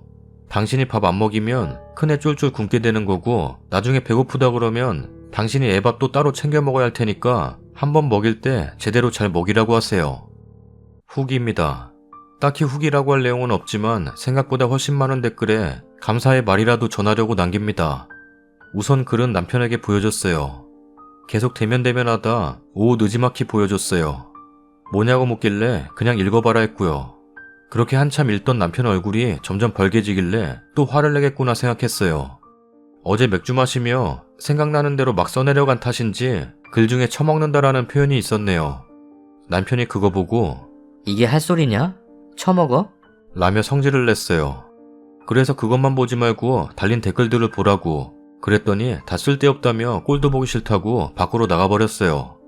그래서 남편 핸드폰으로 주소를 보내놨어요. 한번 읽어는 보라고. 답변도 없고 연락도 없고 해서 어느 정도 포기하고 있었는데 몇 시간 뒤에 전화가 왔네요. 받으니까 꽤 시끄러웠어요. 이미 술은 잔뜩 취했고요. 대충 읽어봤어. 아무리 그래도 욕먹이니까 좋냐? 그놈의 쌈이 뭐라고 겨우 먹는 걸로 이러냐? 알았어. 다음에 싸줄게. 네 말이 맞아. 미안하다. 이러다가 다시 화내다가 또 비꼬다가 미안하다 했다가 또 뭐라 했는데 잘 안 들렸어요. 남편 술버릇이 아무 말이나 하는 거예요. 어차피 내일 기억도 못할 일이라 잠자코 듣고만 있었더니 그냥 끊어버리네요. 그래도 댓글을 어느 정도 읽어보기는 한 것 같아서 다행이라 생각해요. 조만간 맨정신일 때 다시 대화 나눠보려고요. 전화 끊고 집안일 대충 해두고 앉아서 댓글들 하나하나 읽어보기 시작했어요. 조금 이상했어요. 남편이 내가 서운한 게 이상한 거다 하니까 조언을 얻고 싶어 올린 글인데 이렇게 많은 분들이 같이 화내주실지 몰랐어요. 식당에서도 집에서 싸우면서도 아까 전화 받으면서도 괜찮았는데 오히려 댓글 읽으면서는 오랜만에 울어봤네요. 지금 속이 다 시원해요. 정말로 감사드려요. 지금은 작은 애 때문에 어쩔 수 없지만 조금 개월수만 차면 다시 일을 시작하려고 해요. 그래야 할 것 같아요. 아, 그리고 애를 맡기려 하는데 큰애가 아빠한테 가기 싫어해요. 작은 애는 하도 손길이 거칠어서 제가 불안해서 못 맡겼어요. 이제는 그 마음 좀 내려놓고 작은 애라도 챙기게 해볼게요. 그리고 결혼 전에는 이 정도까지는 아닌 사람이었어요. 좀 무뚝뚝하고 쌈 다정하게 안 먹여줘도 익은 고기는 항상 제 앞에 먼저 덜어주곤 했었어요. 점차 바뀌고 바뀌다 오히려 제가 점점 길들여진 것 같아요. 데려가줬다. 이 말 많은 분들이 말씀하셨는데 전 조금 충격받았어요. 그건 서운하지도 않고 정말 아무 생각이 안 들었거든요. 은연중에 저희 사이가 보였던 거였네요. 다들 답답해 하시는데 당장 속 시원한 얘기가 없어서 죄송해요. 그냥 앞으로 제가 제 자신을 좀 더 챙길게요. 항상 셋째까지 낳자고 하는데 그건 절대 못하겠고 빨리 다시 직장 구해서 애들 키우며 앞으로 어떻게 살지 계획을 짜봐야겠어요. 다음 주말엔 무슨 소리를 듣든 애들 맡기고 혼자 외식하고 올래요. 여러 말씀 남겨주셔서 정말로 감사해요. 제가 몰랐던 얘기가 정말 많았어요. 진짜 감사합니다. 가족보다 따뜻한 님들 복 많이 받으세요. 다음 사연입니다. 안녕하세요. 30대 주부입니다. 6살 아들, 4살 공주, 둘 키우는 재미로 살아요. 적당히 신혼 즐기다가 아들 하나 낳고 예정보다 빠르게 찾아온 둘째가 쌍둥이라 일타 쌍피로 셋째까지 한 방에 해결됐네요. 매번 눈팅만 하면서 무슨 일이 있을 때마다 글을 쓸까 말까 수십 번 고민했지만 글재주도 없고 사이다 우기 보면서 대리만족하며 미루다가 결국 어제 빵 터졌습니다. 간단히 소개를 하자면 굉장히 금술이 좋으신 시부모님 덕분에 30대에서는 나름 보기 드문 4남 2녀 6남매 집안 며느리입니다. 딸, 아들, 딸. 시부모님도 너무 좋으시고 신우도 결혼 전부터 저한테 굉장히 잘해주셨어요. 제가 3남매 중 첫째라 막 챙겨주는 언니가 없어서 그런지 신우가 챙겨주는 게 너무 좋더라고요. 아주버님들은 다 과묵하시고 딱히 접점이 없어요. 늦둥이 아가씨는 아직 학생이기도 하고 성격 자체가 말랑해서 보고 있으면 동생 같고 귀여운데 문제는 형님입니다. 남편이 아들 중 막내라 위로 형님만 3분 계세요. 다 괜찮은데 결혼 초부터 첫째 형님이랑 유독 마찰이 잦았어요. 다들 집도 가깝고 형제들끼리 사이도 좋고 해서 제사 때도 하루 일찍 가서 자고 오기도 하고 여름 휴가 때는 여행도 같이 가는데 첫째 형님이 항상 스트레스예요. 어제 첫째 신우가 온다고 해서 주말 겸 시댁에 다 같이 모였는데요. 귤이라도 한 박스 사가려고 잠깐 마트에 들렀습니다. 근데 애기들이 치킨이 먹고 싶다고 하더라고요. 통큰 치킨이 팔길래 몇 마리 살까 하다가 좀 수고롭더라도 내가 튀기면 되지 싶길래 남편이 손질해주기로 하고 삼계탕용으로 나온 작은 닭 2마리 묶어서 싸게 파는 걸 몇 모금 샀어요. 남편이 맥주도 한 캔 하면 좋겠다고 하길래 맥주도 한 박스 사고요. 사람이 워낙 많으니까 그렇게만 해도 돈이 좀 되더라고요. 그래도 우리 애기들이랑 조카들 잘 먹겠다 싶어서 기분은 좋았습니다. 직접 튀겨서 먹인다는 뿌듯함 같은 것도 한몫했고요. 네가 귀찮은 일을 만든 거다 하시면 할 말은 없지만 저희도 보통은 시켜 먹고요. 다 같이 모이는 김에 튀긴다 했던 거라고 변명해봅니다. 아무튼 어제 저녁을 좀 일찍 먹고 야식 겸 닭을 튀겼어요. 형님들이 도와주신다는 거 제가 벌인 일이라 아니라고 남편이랑 둘이 뚝딱뚝딱 했어요. 제사 때 쓰는 커다란 튀김기 꺼내서 튀기니까 금방 되더라고요. 문제는 여기서 시작입니다. 조카들까지 다 포함해서 사람이 25명 정도 되는데 다리 한 짝 날개 한 짝씩은 먹이자 싶어서 닭만 12마리를 샀어요. 닭가슴살만 먹는 애들도 있던데 우리 집 애들은 저랑 신랑 닮아서 닭다리 날개 엄청 좋아하거든요. 거실에 상만 4개를 펴고 싸울까봐 애들 전부 각자 그릇에 닭다리랑 날개 하나씩 뜯어서 놔주고 나머지는 알아서 먹으라고 했어요. 근데 10분도 안 돼서 딸내미 둘이 쪼르르 오더니 첫째 형님 아들이 셋째 형님 아들 닭다리를 뺏어갔다고 하더라고요. 그러는 사이에 애들은 당연히 난리가 났고요. 진짜 난장판이었고 저는 첫째 형님 아들한테 한마디 했어요. 사이좋게 먹으라고. 숙모가 다리랑 날개 모두 한 개씩 나눠서 줬는데 왜 동생 거 뺏었냐고. 그러면 안 된다고 그랬더니 큰형님이 원래 방구가 닭다리 좋아해. 양보할 수도 있지 않냐? 라는 거예요. 셋째 형님이 워낙 순한 분이셔서 아무 말도 못하고 우는 조카만 달래시길래 제가 여기 애들 대부분 다 닭다리 좋아할 거고 저도 그거 알아서 일부러 닭도 넉넉하게 튀겼다고 싸울까봐 하나씩 나눠주기까지 했는데 동생 걸 억지로 뺏었으면 당연히 그러면 안 된다고 알려주셔야 한다고 그랬더니 제 잘못이래요. 애들은 다 닭다리 좋아하는데 그걸 알면 닭다리만 사와서 튀기지. 왜 삼계탕용 작은 닭을 튀겼어? 저한테 막 소리를 지르시는데 순간 멍해지더라고요. 제가 인스타에 한 번씩 애기들 간식 같은 거 해서 먹이거나 하면 올리거든요. 동생네 딸 둘이 집에 놀러왔을 때 애들 것만 해서 닭다리살을 튀겨서 먹인 적이 있는데 그걸 또 보셨나봐요. 인스타 친구가 아니라서 상상도 못했는데 약간 소름도 끼치고 친정 조카는 닭다리만 튀겨서 먹이고 시집 조카는 차별하네. 라고 삿대질을 하면서 소리를 지르는데 진짜 나쁜 사람 된 기분이었어요. 혹시나 해서 말씀드리는데 절대 그런 게 아니고요. 집 근처 마트가 마감쯤 되면 40-50% 세일을 자주 해요. 저희 애들이 닭다리 윙봉 좋아하니까 세일하면 냉동실에 몇 팩 사다 놓고 에어프라이어에 양념해서 돌려주는데 그때도 마침 사둔 닭다리가 있어서 저희 아이들 먹일 겸 겸사겸사 놀러온 김에 해서 먹인 거였어요. 물론 솔직히 친정 조카들이 예쁘기는 합니다. 당연하다고 생각해요. 남편은 어떨지 모르겠지만 몇십 년 같이 먹고 자고 놀러 다니던 금쪽 같은 내 동생이 낳은 조카인데 진짜 내 자식이 자식을 낳았네 싶고 그래요. 근데 저 가끔 형님들 조카 종종 놀러올 때도 간식 같은 거 차별해서 먹인 적 없고요. 심지어 그래도 시집인데 말 나올까봐 더 신경 쓰기도 해요. 냉동식품 같은 거 안 먹인다든지. 그런데 저렇게 말씀하시니까 억울해서 울컥했어요. 지면 안 된다는 마음에 조목조목 따지니까 동서는 항상 그렇게 생각하는 척 생색만 낸다. 늘 분란을 만들어. 라면서 소리 지르다가 짐 챙겨서 나가셨어요.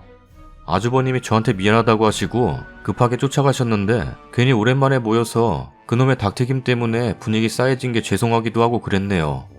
시부모님이랑 형님이랑 다 괜찮다고 제 잘못 아니라고 해주셨고 다시 먹던 닭 먹으면서 잘 풀렸는데 오늘 아침에 전화가 와서 나랑 방구한테 사과해. 안 그러면 이제 시댁 행사 때도 안 갈 거야. 남편은 하지 말라고 화내고 시부모님도 안 부르면 된다시는데 그래도 큰아들이고 큰며느리인데 제가 진짜 생각이 짧았나 싶기도 하고 친정 조카였으면 제가 닭다리를 사갔을까요? 전화 와서도 그놈의 닭다리 타령을 하니까 제가 진짜 은연중에 차별을 했나 싶기도 해요. 누워있다가 생각할수록 생각이 꼬이는 느낌이라 한번 올려봤어요. 약간 투닥거린 적은 있어도 이런 적은 처음인데 심장도 자꾸 두근거리고 답답하네요. 읽어주셔서 감사합니다. 제게 지혜를 주세요. 댓글입니다.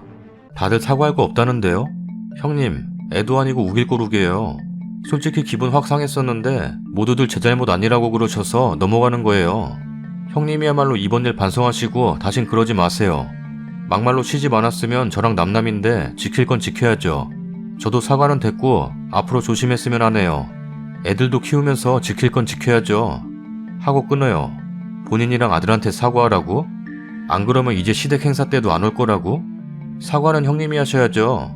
그리고 오곤 안 오곤 나와는 아무 상관없으니 알아서 하세요.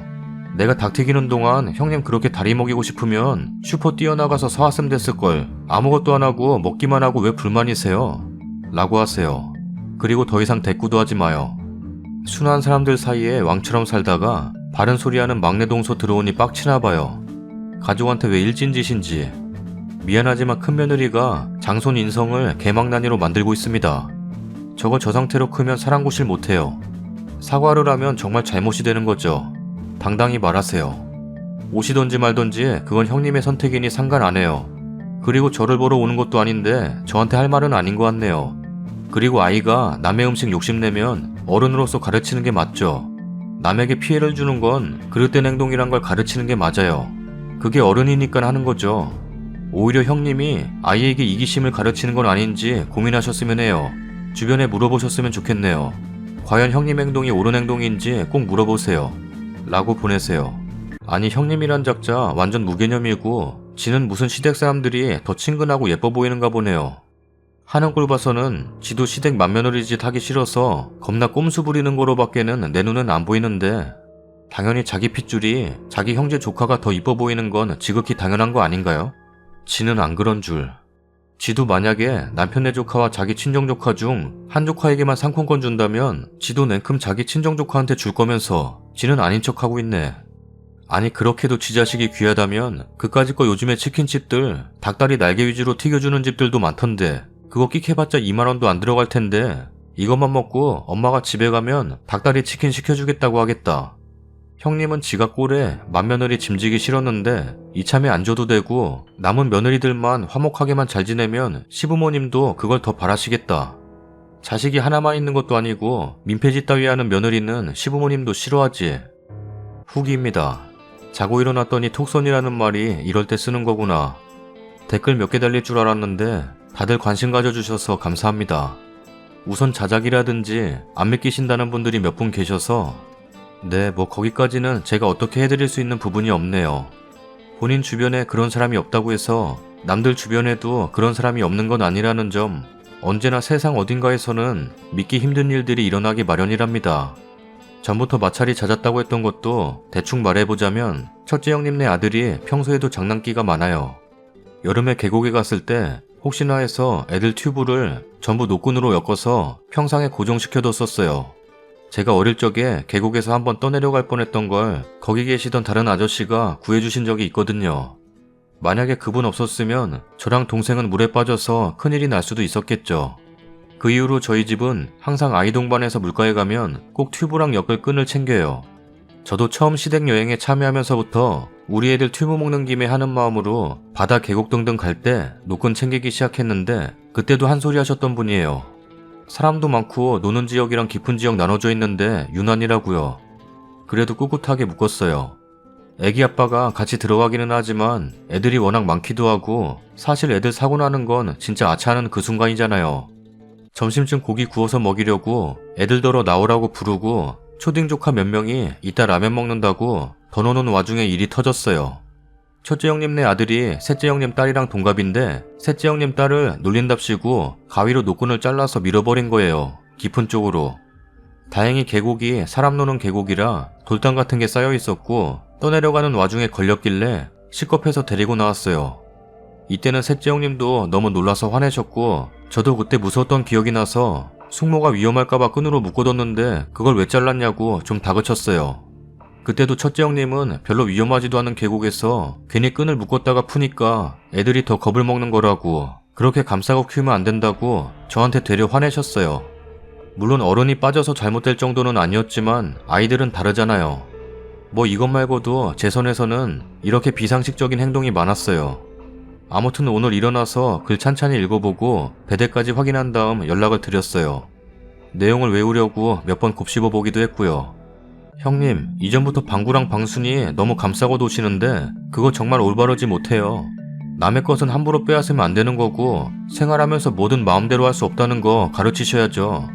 시댁 안 오셔도 저는 상관없어요. 근데 그거 제 탓하지는 마세요. 형님 주변에도 물어보시고 정말 이게 다 제가 만든 분란인지 한번 생각해보세요. 형님이 유리하게 말씀하셔도 사건 자체에 문제가 없을 거예요. 사과도 못해요. 제가 받아야 할 것 같은데. 저는 잘못한 게 없어요. 그렇게 말씀해주셔서 정말 서운하고 속상했지만 그냥 넘길게요. 댓글처럼 냉정하게는 못했지만 나름대로 열심히 말했어요. 막 소리 지르고 화낼 줄 알았는데 그러고 끊더니 문자도 전화도 없네요. 혹시나 이 글을 보셨을까요? 시댁 식구들 전부 제가 가끔 네이트판 이야기를 해도 별 관심도 안 가지시고 모르는 눈치던데 친정 조카가 더 예쁘다고 써둬서 약간 걸리지만 뭐 이해해 주시겠죠. 글 자체는 수정하지 않을 생각입니다. 저 혼자 일방적으로 말하고 별 반응도 다른 결론도 없는 후기라서 죄송하네요. 저의 현실에서는 이 정도가 최선이었던 것 같아요.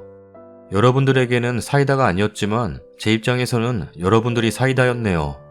생각하지도 못한 부분까지 말씀해 주셔서 도움 많이 받았고 마음도 진정이 됐어요. 착한 병이 아니라 신경 쓰다 보니까 좀 그렇게 보였을 수도 있을 것 같아요. 또 변명해 봅니다. 다들 관심 가져주셔서 정말 너무 감사합니다. 요즘 날이 갑자기 많이 차가워졌는데 모쪼록 건강관리 유의하시길 바랄게요. 저는 다시 눈팅러로 돌아갑니다.